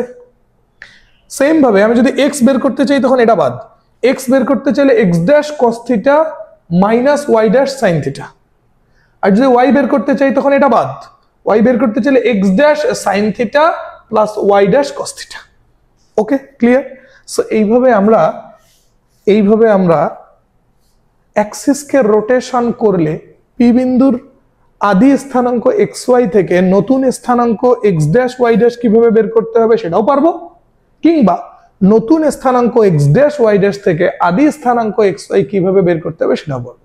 এবার আসো, ভাইয়া বলছিল না যে আপাতত আমরা কনসেপ্ট বিল্ড করতেছি অ্যাক্সিসকে অ্যান্টি ক্লকওয়াইজ ঘুরাই, যদি অ্যাক্সিসকে ক্লকওয়াইজ ঘুরাইতাম, ত্রিকোণমিতিতে অ্যাঙ্গেল টু টাইপস, একটা হলে অ্যান্টি ক্লকওয়াইজ ঘোরানো হলে অ্যাঙ্গেল পজিটিভ, আর ক্লকওয়াইজ ঘোরানো হলে অ্যাঙ্গেল নেগেটিভ। সো এখানে যেহেতু অ্যান্টি ক্লকওয়াইজ ঘোরানো হচ্ছে থিটাটা পজিটিভ, যখন ক্লকওয়াইজ ঘুরাইতে বলবো জাস্ট প্রত্যেকটা সূত্রে থিটার জায়গায় বসাই দিবা মাইনাস থিটা। এটা একটু নোট আকারে লিখে রাখো।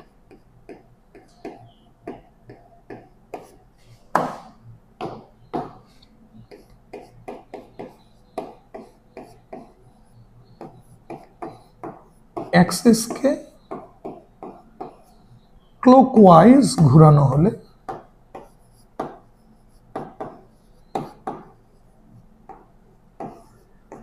থিটা ইকুয়াল টু হবে মাইনাস থিটা। ঝামেলা শেষ। থিটার জায়গায় বসাই দেবো, প্রত্যেকটা ফর্মুলায় থিটার জায়গায় বসাই দেবো minus theta. So hopefully axis রোটেশনের কিচ্ছা কাহিনী বুঝতে পারছো। ভালো করে দেখো, ভালো করে দেখে নাও, মাথায় ঢুকে নাও, মাথায় গেঁথে নাও। ওকে, ডান। পরেরটা ডান, ঠিক আছে। দেন এবার আসো আমরা তাহলে কিছু প্রবলেম সলভ করি। এখানে খুব একটা বেশি প্রবলেম নেই।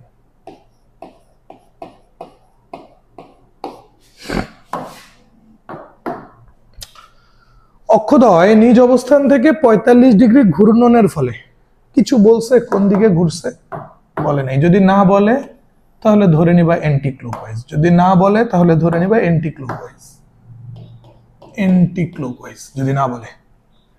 অক্ষদ্বয় নিজ অবস্থান থেকে 45 ডিগ্রি অ্যান্টি ক্লকওয়াইজ ঘূর্ণনের ফলে পি বিন্দুর নতুন অবস্থান হয় এত, পি বিন্দুর প্রকৃত স্থানাঙ্ক কত? সো পি বিন্দুর নতুন অবস্থান এত হয়, দ্যাট মিন্স এটা X dash Y dash. P বিন্দুর প্রকৃত স্থানাঙ্ক বের করতে বলছে, মানে এক্স ওয়াই। কত কোণ ঘুরছে? 45 ডিগ্রি, এটা হলো থিটা। তাহলে আমরা সূত্র ইউজ করব, প্রকৃত স্থানাঙ্ক এক্স ওয়াই যদি চাই, সরি, প্রকৃত স্থানাঙ্ক যদি এক্স ওয়াই চাই তাহলে X dash cos theta minus Y dash sine theta, বরাবর লেখো, আমরা পাই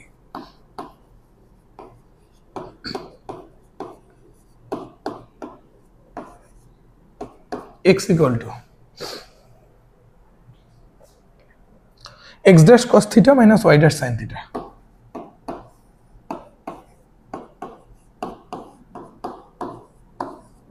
x dash cos theta minus y dash sin theta মানগুলো বসাই দাও। x dash কত 2√2, theta 45 degree, so cos 45 degree minus y dash কত √2, y dash হলো √2। ওকে, sin 45 ডিগ্রি কত আসে দেখো তো, cos 45 ডিগ্রির মান 1/√2, cos 45 ডিগ্রির মান 1/√2, সো √2 কাটাকাটি গেলে এখানে 2 মাইনাস sin 45 ডিগ্রির মান 1/√2, √2 কাটাকাটি গেলে 1, সো 2 - 1 আলটিমেটলি x কত আসতেছে 1 গেল। আবার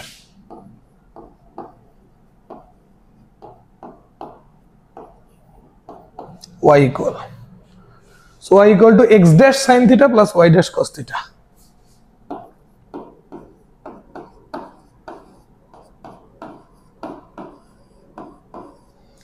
x dash sin theta plus y dash cos theta ভ্যালুগুলো ইনপুট করো।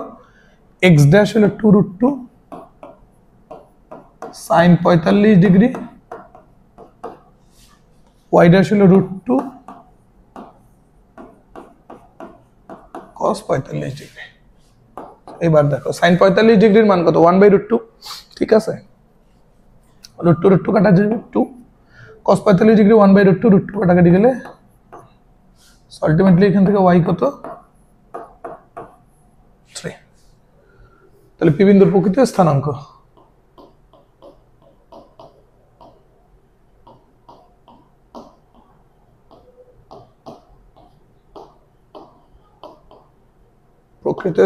দ্যাট মিন্স xy, সেটা কত বের হলো 1 3 and this is the answer।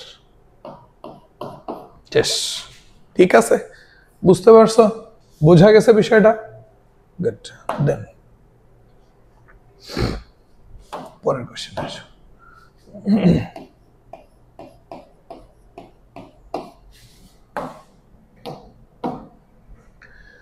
অক্ষদ্বয় নিজ অবস্থান হতে ঘড়ির কাঁটার বিপরীতে, এখানে ক্লিয়ার করে দিছে, অক্ষদ্বয় নিজ অবস্থান হতে ঘড়ির কাঁটার বিপরীতে tan ইনভার্স 2 ঘূর্ণনের ফলে, tan ইনভার্স 2 ঘূর্ণনের ফলে, এটাই থিটা, এটাই আমাদের theta.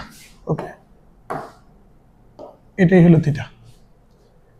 4xy minus 3x² equal to a square বক্ররেখার নতুন আকার কি হবে, বক্ররেখার নতুন আকার কি হবে।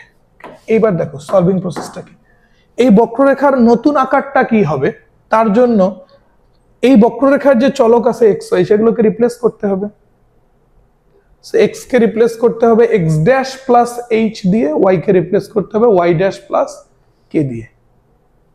এতটুকু আগে মাথায় নাও, তার আগে তুমি দেখো এখানে থিটা কত দেওয়া আছে, tan ইনভার্স 2, 2টা এরকম হয়ে গেল কেন, থিটা কত আছে tan ইনভার্স 2। সো এখান থেকে আমি কি এটা বলতে পারি না tan থিটা ইকুয়াল টু 2, বলা যায় কিন্তু tan থিটা ইকুয়াল টু 2। এবার তুমি এটা সমকোণী ত্রিভুজ ফর্ম করো,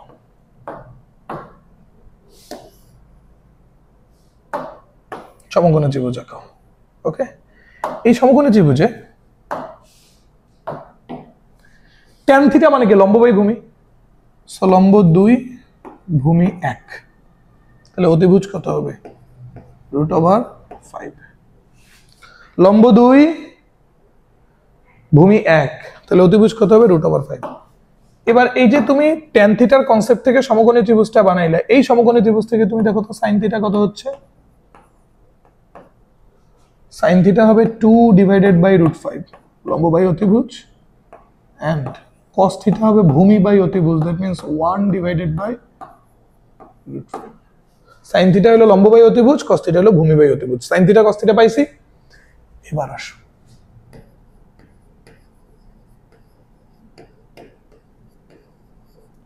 আমরা পাই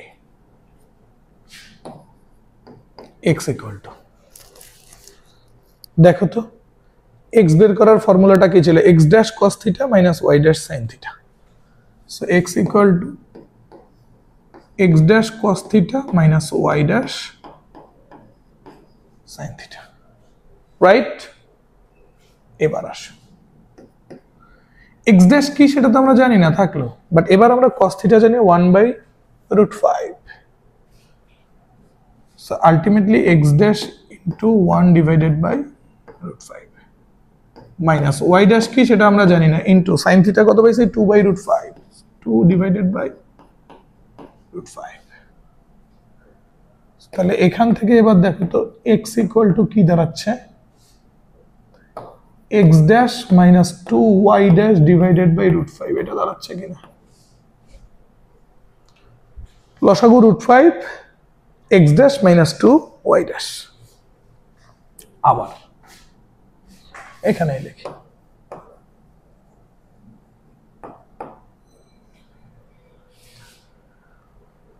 y equal to কি x dash sin theta plus y dash cos theta, y equal to x dash sin theta plus y dash cos theta। Same জিনিস, sin theta মানে 2/√5 তার সাথে x dash, that means 2x dash divided by √5 plus cos theta মানে 1/√5 তার সাথে y dash, so y dash divided by √5। একটু উপরে তুলে নেই তাহলে স্পেস হবে, এখানে লিখে ফেলি, রাইট? তাহলে এইবার দেখো তো y equal to তাহলে কি হচ্ছে 2x dash plus y dash divided by √5। So তুমি x কে কি দিয়ে রিপ্লেস করবা সেটাও পেয়ে গেছো, y কে কি দিয়ে রিপ্লেস করবা সেটাও পেয়ে গেছো না? এখন এইবার শোনো, যখন অরিজিন শিফটিং করছিলাম তখন x কে রিপ্লেস করছিলাম x dash plus h দিয়ে, সিম্পল। y কে রিপ্লেস করছিলাম y dash plus k দিয়ে, সিম্পল। ওটা ছিল অরিজিন শিফটিং এ, বাট এবার আমরা তো অরিজিন শিফটিং না, এবার আমরা অ্যাক্সিস রোটেশন করতেছি, তখন x কে রিপ্লেস করব কি দিয়ে সেটা বের করে নিয়ে আসছে, y কে রিপ্লেস করব কি দিয়ে সেটাও বের করে নিয়ে আসলাম। এখন ইকুয়েশনে x y এর জায়গায় এগুলো বসাই দেব। সো ইকুয়েশন ছিল কি 4 ইনটু xy মানে কি x আর y গুণ করতে হবে, সো x এর জায়গায় এবার হবে x dash minus 2y dash divided by √5 into y এর জায়গায় 2x dash plus y dash divided by √5। ওকে, এটা আসলো 4xy, এটা আসলো 4xy minus 3x square, x square মানে তাহলে কি x dash minus 2y dash divided by √5 তার উপর x square, 3x square equal to a square, এটা একটা কনস্ট্যান্ট।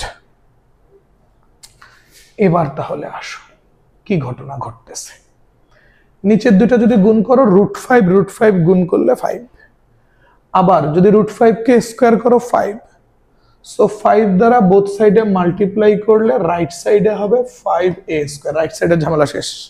ভালো করে বুঝো, √5 5, আবার √5 কে স্কয়ার করলে 5, সো 5 দ্বারা বোথ সাইডে মাল্টিপ্লাই করলে লেফট সাইডে আর 5 থাকবে না, রাইট সাইডে হয়ে যাবে 5a স্কয়ার। সো লেফট সাইডে তাহলে কি দাঁড়াচ্ছে, এই দুটোরে গুণ করে তার সাথে বাইরের 4 গুণ হবে, রাইট? সো 4 ইনটু এই দুটার গুণফল কত, x dash আর 2x dash গুণ করলে 2x dash square, x dash y dash গুণ করলে plus x dash y dash minus 2y dash দিয়ে 2x dash গুণ করলে minus 4x dash y dash minus 2y dash আর y dash গুণ করলে minus 2y dash square, একটা ঝামেলা শেষ। আর এখানে মাইনাস 3 তো আছেই, ভিতরে x dash minus 2y dash। দেন এবার আসো 4টা গুণ করে দাও, 8x dash square plus 4x dash y dash minus 16x dash y dash minus 8y dash square minus 3x dash minus minus a plus 6y dash equal 5a square। ওকে, দেন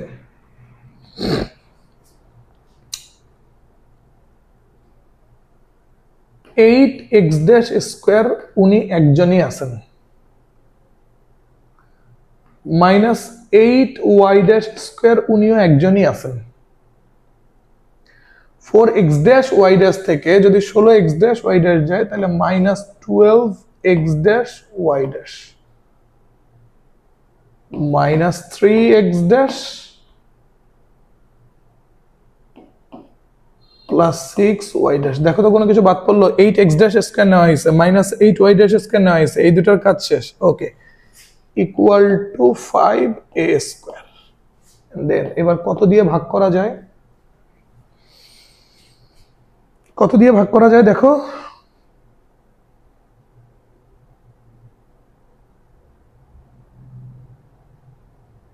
ভাগ করতে গেলে right সাইডে আবার প্যাচ লেগে যায়, সো ভাগটাগ না করি আমরা স্রেফ লাস্টে গিয়ে বলছিলাম না যে x' আর y' ইকুয়েশনে রাখবো না, সেটাকে xy দিয়ে রিপ্লেস করব। So 8x² -8y² -12xy -3x +6y equal to 5a², and this is the answer. Okay, this is the answer. Okay okay, clear? বোঝা গেল? বোঝা গেছে বিষয়টা?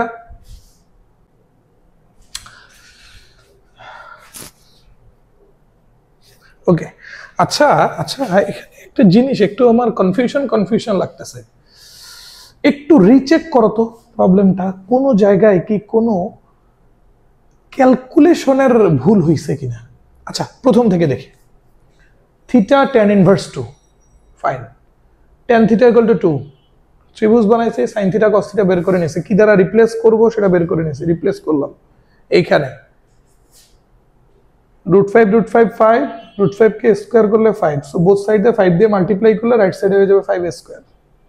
4 বাইরে আছে, এই দুটোরে গুণ করছে 2x'। ওকে, মাইনাস এই তো ব্যস্ত লাগছে, সর্বনাশ করে ফেলছি তোরে, সর্বনাশ করে ফেলছি। এই জায়গায় দেখো তো ভাই, -3 আছে, x' -2y' তার উপরে স্কয়ার আছে, এটা দেইনি। স্কয়ারটা দিলে √5টা 5 হয়ে যাবে, তখন বোথ সাইডে 5 মাল্টিপ্লাই করলে রাইট সাইডে 5a² আর এখানের 5টা কেটে যাবে। বাট এই স্কয়ারটা কোথায় গেল? মামার বাড়ি। সর্বনাশ করে ফেলছি, সর্বনাশ। পোলাপান বলবি না তোরা, ভুল করছি। আচ্ছা, এইবার দেখ 4 দুগুণা 8x' plus 4x'y' minus 16x'y' minus 8y'²। এদিকে হোল স্কয়ার করে তার সাথে বাইরের -3 গুণ কর। x' তার সাথে বাইরের -3 গুণ করলে -3x'²। এটা হবে হলো -4x'y', রাইট? 2xy করলে এখান থেকে হবে -4x', তার সাথে -3 গুণ করলে +12x'। ওকে, 4y'² তার সাথে বাইরের -3 গুণ করলে -12y'² equal to 5a²। Hopefully এবার ঠিক আছে। x'² তার সাথে -3 গুণ, -4x'y' তার সাথে -3 গুণ করলে +12x', প্লাস 4y'² এর সাথে বাইরের -3 গুণ করলে -12y'²। ওকে, এইবার ক্যালকুলেশন করবো। এইবার 8x'²। ওকে, এইবার দেখতো এইটা এই তিনটা মিলে কেটে যায়। 4 থেকে 16 গেলে -12 আর এটা +12, সো -12 +12 গণ। ঠিক আছে, তাহলে থাকতেছে কি? 8x'² minus 3x'², that means 5x'² minus 8y'² minus 12y'²। তাহলে -8 minus 12 মানে -20 y'² equal to 5a²। এর মাথা ভাঙে নেই, ঠিক আছে? ওকে ওকে, গেল। এইবার দেখো 5 দিয়ে এবার ভাগ করে দাও। So x'² minus 4y'² equal to a square, লাস্টে গিয়ে ইকুয়েশনে x ড্যাশ y ড্যাশের জায়গায় xy লেখো। So x square minus 4y square equal to a square and this is the answer। এটাই হলো ইকুয়েশনের নতুন ফরমেশনটা। দেখছো একটা হোল স্কয়ার দিতে ভুলে গেছিলাম। ওকে ফাইন ফাইন, এখন আর প্রবলেম নেই। সো কারেক্ট ইট দেন পরের প্রবলেমে যাই। এবার আয়, when the axes are rotated through an angle π/4, কিছু বলে নাই, তার মানে এটা অ্যান্টি ক্লকওয়াইজ ঘূর্ণন। Find the transformed equation of এত। খুবই ইজি, এই প্রবলেম আর আমি তোমারে সলভ করে দেব না বাবা, এইটা তুমি এবার নিজে সলভ করবা, কেমন? আমি তোমারে জাস্ট বলে দেই, when the axes are rotated through an angle π/4, কিচ্ছু বলে নাই, তার মানে এটা মিন করতেছে অ্যান্টি ক্লকওয়াইজ ঘোরা এবং থিটার মান হইল π/4, দ্যাট ইজ 45 ডিগ্রি। এরপরে বলছে কি, find the transformed equation of এত। সো এই ইকুয়েশনের নতুন ফরমেশনটা বের করতে হবে। সো এই ইকুয়েশনের নতুন ফরমেশন যদি বের করতে হয় তাহলে তোমার xy কে রিপ্লেস করতে হবে। x কে রিপ্লেস করার জন্য কি দিয়ে রিপ্লেস করব সেটা তো আগে বের করে নিতে হবে। x ইকুয়াল টু কি, x cos theta minus x dash cos theta minus y dash sin theta. থিটার মান এখানে ডাইরেক্টলি দেওয়া আছে 45 ডিগ্রি, এটাতে থিটা দেওয়া ছিল না, tan থিটা দেওয়া ছিল, সেখান থেকে sin theta cos theta find out করছে। এখানে তো ডাইরেক্ট থিটা আছে, সো এখানে কোনো প্যারা নাই, থিটা 45 ডিগ্রি। সো থিটা যদি 45 ডিগ্রি হয় তাহলে x ইকুয়াল টু কি হচ্ছে, x dash divided by √2 y cos 45 ডিগ্রির মান 1/√2 মাইনাস sin 45 হলো 1/√2, so y dash divided by √2। So ultimately x কে রিপ্লেস করব তাহলে কি দিয়ে, x dash minus y dash divided by √2, এটা দ্বারা x কে রিপ্লেস করব। আবার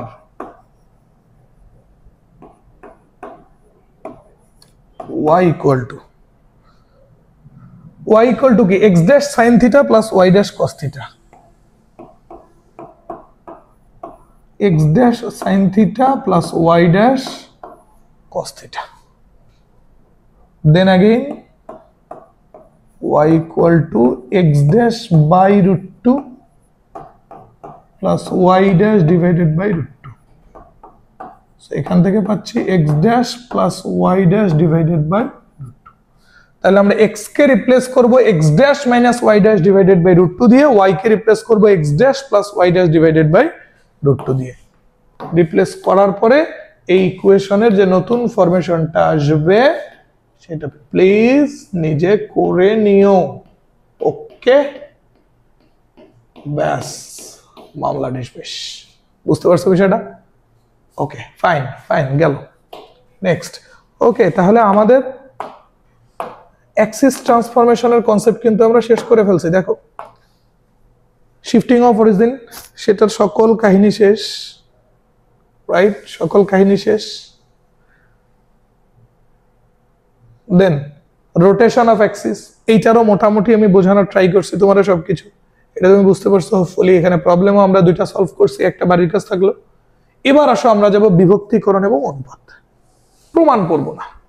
দেখো ভাই, যেখানে আমার প্রুফগুলো নেসেসারি বা যেটা বোঝার জন্য তোমার প্রুফ নেসেসারি বা যেই প্রুফের ভেতর থেকে কোশ্চেন আসতে পারে সেই প্রুফগুলো নিয়ে আমরা অ্যানালাইসিস করব। যেগুলো নট নেসেসারি সেগুলো নিয়ে আমরা অত কনসার্ন হব না, ঠিক আছে? এই বিভক্তিকরণ এবং অনুপাতের ক্ষেত্রে আমাদের সূত্রের প্রুফগুলো অতটা নেসেসারি না। এখানে আমরা সিম্পলি সূত্রগুলো একটু লিখি। প্রথমটা কি আছে, সমদ্বিখণ্ডক বিন্দু। সিম্পল, ধরো তোমার কাছে দুইটা বিন্দু আছে, একটা বিন্দু এ যার স্থানাঙ্ক x1 y1 আর একটা বিন্দু বি যার স্থানাঙ্ক x2 y2। সিম্পলি তোমার কাছে দুইটা বিন্দু আছে, একটা বিন্দু হলো এ যার স্থানাঙ্ক x1 y1 আর একটা বিন্দু হলো বি যার স্থানাঙ্ক x2 y2। তোমাকে প্রশ্ন করা হলো এ আর বি বিন্দুর যে সংযোগকারী রেখা তার সমদ্বিখণ্ডক বিন্দুর স্থানাঙ্ক। এ এবং বি বিন্দুর যে সংযোগকারী রেখাটা আছে, এই সংযোগকারী রেখার সমদ্বিখণ্ডক বিন্দুর স্থানাঙ্ক সি নির্ণয় করো। সিম্পল সিম্পল সি বের করার সূত্র হইল, আচ্ছা সি এর স্থানাঙ্ক আমরা ধরে নিই এক্স ওয়াই, যেটা বের করতে হবে সেটা আমরা ধরে নিই এক্স ওয়াই। সূত্রটা হলো X equal to x1 plus x2 divided by 2 and then y equal to y1 plus y2 divided by 2. Simple, একদম সহজ। তাহলে আলটিমেটলি সি বিন্দুর স্থানাঙ্ক কি দাঁড়াচ্ছে?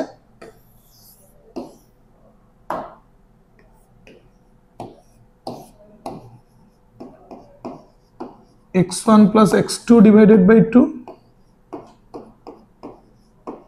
y1 plus y2 divided by 2. ওকে, এটা মনে রাখবা, এটা মনে রাখতে হবে আমাদের। তাহলে একটা সরলরেখার যদি দুইটা প্রান্ত বিন্দু দেওয়া থাকে, একটা সরলরেখার দুইটা প্রান্ত বিন্দু, একটা x1 y1 আর একটা x2 y2, তাহলে ওর মধ্যবিন্দুর স্থানাঙ্ক, মধ্যবিন্দু বা সমদ্বিখণ্ডক বিন্দু, সমদ্বিখণ্ডক বিন্দুকে আমরা আরেকটা নাম দিচ্ছি মধ্যবিন্দু, ঠিক আছে? যাহাই সমদ্বিখণ্ডক বিন্দু তাহাই হইল মধ্যবিন্দু। তো সমদ্বিখণ্ডক বিন্দু বলুক বা মধ্যবিন্দু বলুক, তার স্থানাঙ্ক কি? x1 plus x2 divided by 2 y1 plus y2 divided by 2. That means প্রান্ত বিন্দু দুইটার ভুজ দুইটার যোগফল বাই 2, কোটি দুইটার যোগফল বাই 2, ভুজ দুইটার যোগফল বাই 2, কোটি দুইটার যোগফল বাই 2। তাহলেই আমরা পেয়ে যাব হইল মধ্যবিন্দুর স্থানাঙ্ক xy। দেন এবার আসো অন্তর্বিভক্তিকরণ বিন্দু এবং বহির্বিভক্তিকরণ বিন্দু। এখন ধরো তোমাকে এভাবে বলা হয়েছে যে একটা বিন্দু তোমার কাছে আছে ভালো, যার স্থানাঙ্ক x1, y1, আর একটা বিন্দু আছে যার স্থানাঙ্ক x2, y2। ধরো এই সংযোগ রেখার মাঝখানে একটা বিন্দু আছে সি, যার স্থানাঙ্ক x, y। বাট এইবার কথা হলো সি বিন্দু এবি রেখাকে সমান দুই ভাগে ভাগ করে নেই, সি বিন্দু এবি রেখাকে সমান দুই ভাগে ভাগ করে নেই। আমরা ধরে নিচ্ছি সি বিন্দুটা, আচ্ছা যেটা বের করতে হবে সেটাকে একটু অন্য কালার দিই, রাইট? ইয়েলো কালার দিলাম। সো আমরা ধরে নিচ্ছি সি বিন্দুটা এবি রেখাকে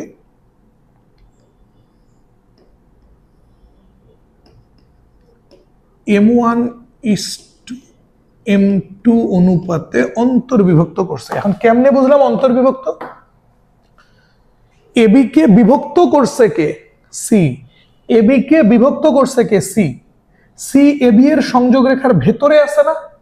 যে বিভক্ত করছে সে যদি সংযোগকারী রেখার ভেতরে থাকে তাহলে এ অন্তর্বিভক্তিকারী বিন্দু। তাহলে আমরা এখানে লিখব যেটা a x1, y1 এবং b x2, y2 এর সংযোগ রেখাকে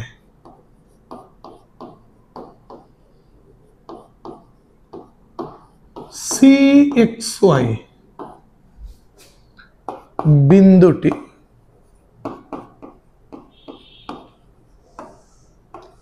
m1:m2 অনুপাতে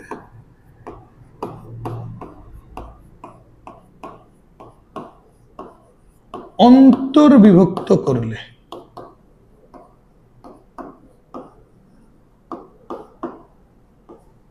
m1:m2 অনুপাতে অন্তর্বিভক্ত করলে এই যে সি বিন্দুর স্থানাঙ্কর ভুজ x equal to m1x2 plus m2x1 divided by m1 plus m2. Okay, I repeat, C বিন্দুটা কেন অন্তর্বিভক্তিকারী বিন্দু? কারণ যে রেখাকে বিভক্ত করতেছে সি বিন্দু সেই রেখার ভেতরে আছে, এজন্য অন্তর্বিভক্তিকারী বিন্দু। কত অনুপাতে অন্তর্বিভক্ত করছে? m1:m2 অনুপাতে। তখন আমরা বলতেছি সি বিন্দুর ভুজ x equal m1x2 plus m2x1 divided by m1 plus m2। মনে রাখবা যখন m এর 1 তখন x এর 2, m এর যখন 1 তখন x এর 2, প্লাস m এর যখন 2 তখন x এর 1। So m1x2 plus m2x1 divided by m1 plus m2। Same ভাবে আমরা যদি সি বিন্দুর কোটি y বের করতে চাই, জাস্ট x এর জায়গায় y রিপ্লেস হয়ে যাবে। m1y2 plus m2y1 divided by m1 plus m2. Okay, m1y2 plus m2y1 divided by m1 plus m2. তখন আলটিমেটলি সি বিন্দুর স্থানাঙ্ক বের করার সূত্রটাকে আমরা এভাবে লিখতে পারি m1x2 plus m2x1 divided by m1 plus m2 m1y2 plus m2y1 divided by m1 plus m2. ঠিক আছে কথা?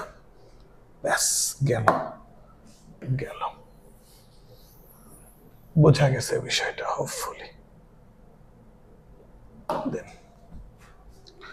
এবার আসো বহির্বিভক্তিকরণ বিন্দু। এইবার ধরো এইটা এ বিন্দু যার স্থানাঙ্ক x1 y1, এইটা বি বিন্দু যার স্থানাঙ্ক x2 y2 and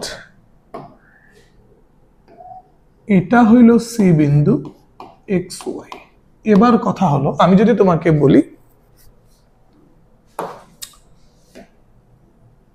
সেটা এখানে নিয়ে আসো, ওকে, এটা সি বিন্দু। এবার আসো, আমি যদি তোমাকে বলি এ বি রেখাকে সি বিন্দু অন্তর্বিভক্ত করছে না বহির্বিভক্ত করছে, তাহলে তুমি খেয়াল করো তো কে বিভক্ত করতেছে সি বিন্দু, সেটা এ বি এর যে রেখাটা বা সংযোগকারী রেখাটা তার ভেতরে আছে না বাইরে আছে? সো সি বিন্দু যে বিভক্ত করতেছে যে বা যে বিভক্তিকারী বিন্দু সে এ বি রেখার বাইরে আছে, এই জন্য এটা বহির্বিভক্তিকারী বিন্দু। কত অনুপাতে বিভক্ত করছে সেটার জন্য প্রথম বিন্দু কি এ, এ থেকে যে সি পর্যন্ত দূরত্ব সেটা হলো একটা অনুপাত m1, আর দ্বিতীয় বিন্দু বি থেকে যে সি পর্যন্ত দূরত্ব সেটা হলো আরেকটা অনুপাত m2। যে বিভক্ত করতেছে কে সি, প্রথমটা থেকে সি এর দূরত্ব হলো m1, দ্বিতীয়টা থেকে সি এর দূরত্ব হলো m2, বাট এখানে সিটা যেহেতু বাইরে আছে এজন্য এটা হলো বহির্বিভক্তিকারী বিন্দু। আর এই ক্ষেত্রে আমরা যদি সি বিন্দুর স্থানাঙ্ক বের করতে চাই তাহলে সিম্পল, জাস্ট সেম সূত্র, প্লাস গুলোর জায়গায় হয়ে যাবে minus m1x2 minus m2x1 divided by m1 minus m2 m1y2 minus m2y1 divided by m1 minus m2। ঠিক আছে? এই যে ফর্মুলা দুইটা, এই ফর্মুলা দুইটা খুব ভালো করে মনে রাখতে হবে। ঠিক আছে? আহা, খুবই ইম্পর্টেন্ট দুইটা ফর্মুলা মনে রাখতে হবে। ওকে, একটা হলো অন্তর্বিভক্তিকারী বিন্দু বের করার সূত্র, আর একটা হলো বহির্বিভক্তিকারী বিন্দু বের করার সূত্র। গেল? এইবার শোনো নেক্সট, এখন তোমাকে আর যে বিন্দু অন্তর্বিভক্ত করছে সেটাও বের করতে বললো না, বা যে বিন্দু বহির্বিভক্ত করছে সেটাও বের করতে বললো না, তোমার এবার বলছে কত অনুপাতে বিভক্ত করছে সেই অনুপাতটা বের করতে। তাহলে আমি একটু ব্যাপারটা তোমাকে বোঝানোর ট্রাই করি। ধরো, আচ্ছা আমরা একটু দুইটা ডিফারেন্ট কেসে বুঝি। ওকে, ধরো এটা এ বিন্দু যার স্থানাঙ্ক x1 y1 দেওয়া আছে, এটা বি বিন্দু যার স্থানাঙ্ক x2 y2 দেওয়া আছে, এটা সি বিন্দু, এইটারও স্থানাঙ্ক দেওয়া আছে xy, মানে এই সবগুলোই দেওয়া আছে। এবার প্রান্ত বিন্দু দুটাও দেওয়া আছে, যে বিভক্ত করছে তারও স্থানাঙ্ক দেওয়া আছে। জাস্ট এবার বের করতে বলছে কি কত অনুপাতে বিভক্ত করছে, মানে m1 আর m2। এই ক্ষেত্রে সেটা অন্তর্বিভক্তিকারী অনুপাত।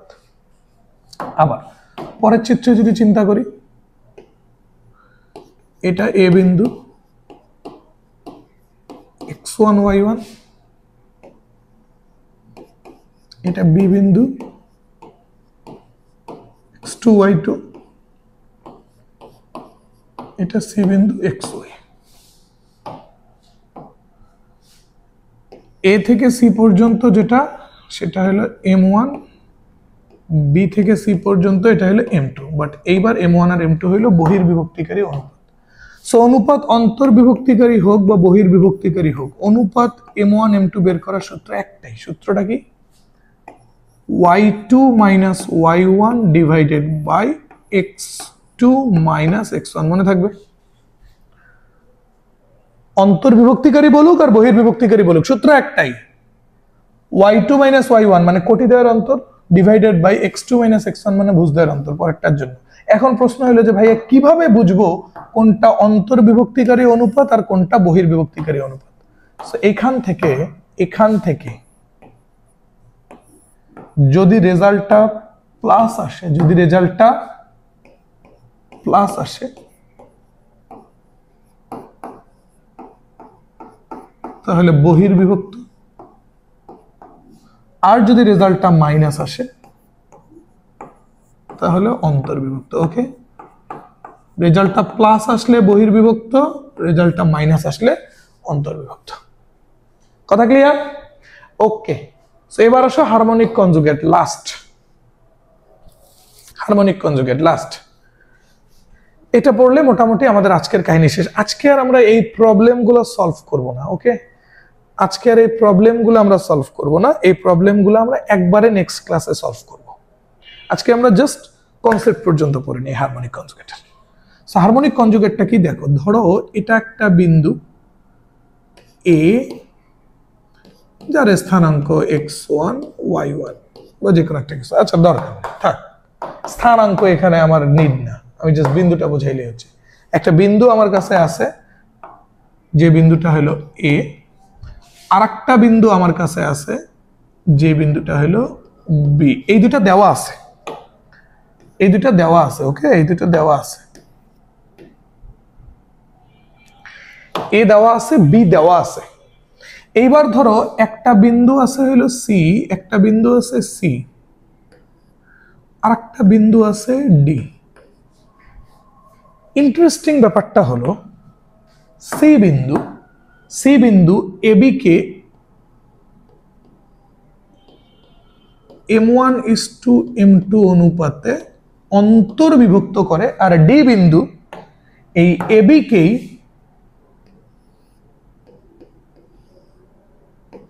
m1:m2 অনুপাতে বহির্বিভক্ত করে। রেখাটা এবি, ওই এবি কে সি m1:m2 অনুপাতে অন্তর্বিভক্ত করে, আবার ওই এবি কে ডি m1:m2 অনুপাতে বহির্বিভক্ত করে। রেখা ফিক্সড এবি, প্রান্ত বিন্দু এবি ফিক্সড, এবি এর সংযোগ রেখাকে সি বিন্দু m1:m2 অনুপাতে অন্তর্বিভক্ত করে, আবার ডি বিন্দুটা ওই সেম অনুপাতে m1:m2 অনুপাতে বহির্বিভক্ত করে। যখনই এই ঘটনা ঘটতেছে দেন এই সি বিন্দু আর এই ডি বিন্দু, এই দুজনকে বলবো আমরা হারমোনিক কনজুগেট। এই দুটাকে আমরা বলবো কি? Harmonic conjugate. তাহলে আমরা কথাটা লিখতে পারি না, এবি এর সংযোগ রেখাকে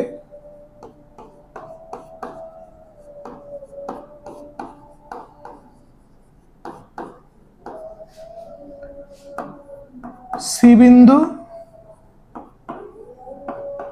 m1:m2 অনুপাতে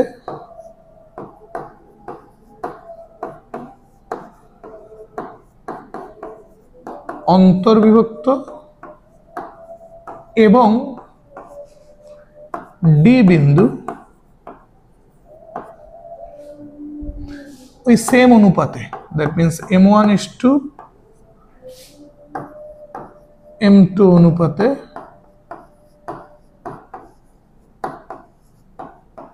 বহির্বিভক্ত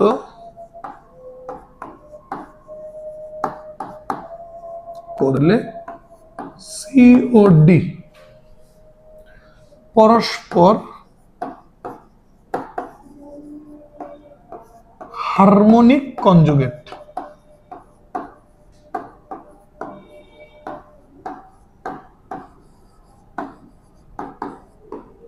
পরস্পর হারমোনিক কনজুগেট, ব্যাস। সো আজকে আমরা এই হারমোনিক কনজুগেটের যে কনসেপ্ট এই পর্যন্ত পড়তেছি। নেক্সট কোশ্চেন 1, কোশ্চেন 2 এগুলো নিয়ে আমরা পরের ক্লাসে আলোচনা করব, ঠিক আছে? সো আজকের ক্লাসটা এই পর্যন্তই, হারমোনিক কনজুগেট পর্যন্তই। So that's it everyone. তোমরা যেটা করবা, ফ্রি সাইকেলের ক্লাসগুলো অবশ্যই ভালো করে করবা। ফ্রি সাইকেলের ক্লাসগুলো কিন্তু ভেরি ভেরি ইম্পর্টেন্ট। তোমরা হোপফুলি ক্লাসগুলো করে অলরেডি বুঝতে পারছো ক্লাসগুলো কতখানি important. So see you in next class. Thank you everyone. আসসালামু আলাইকুম।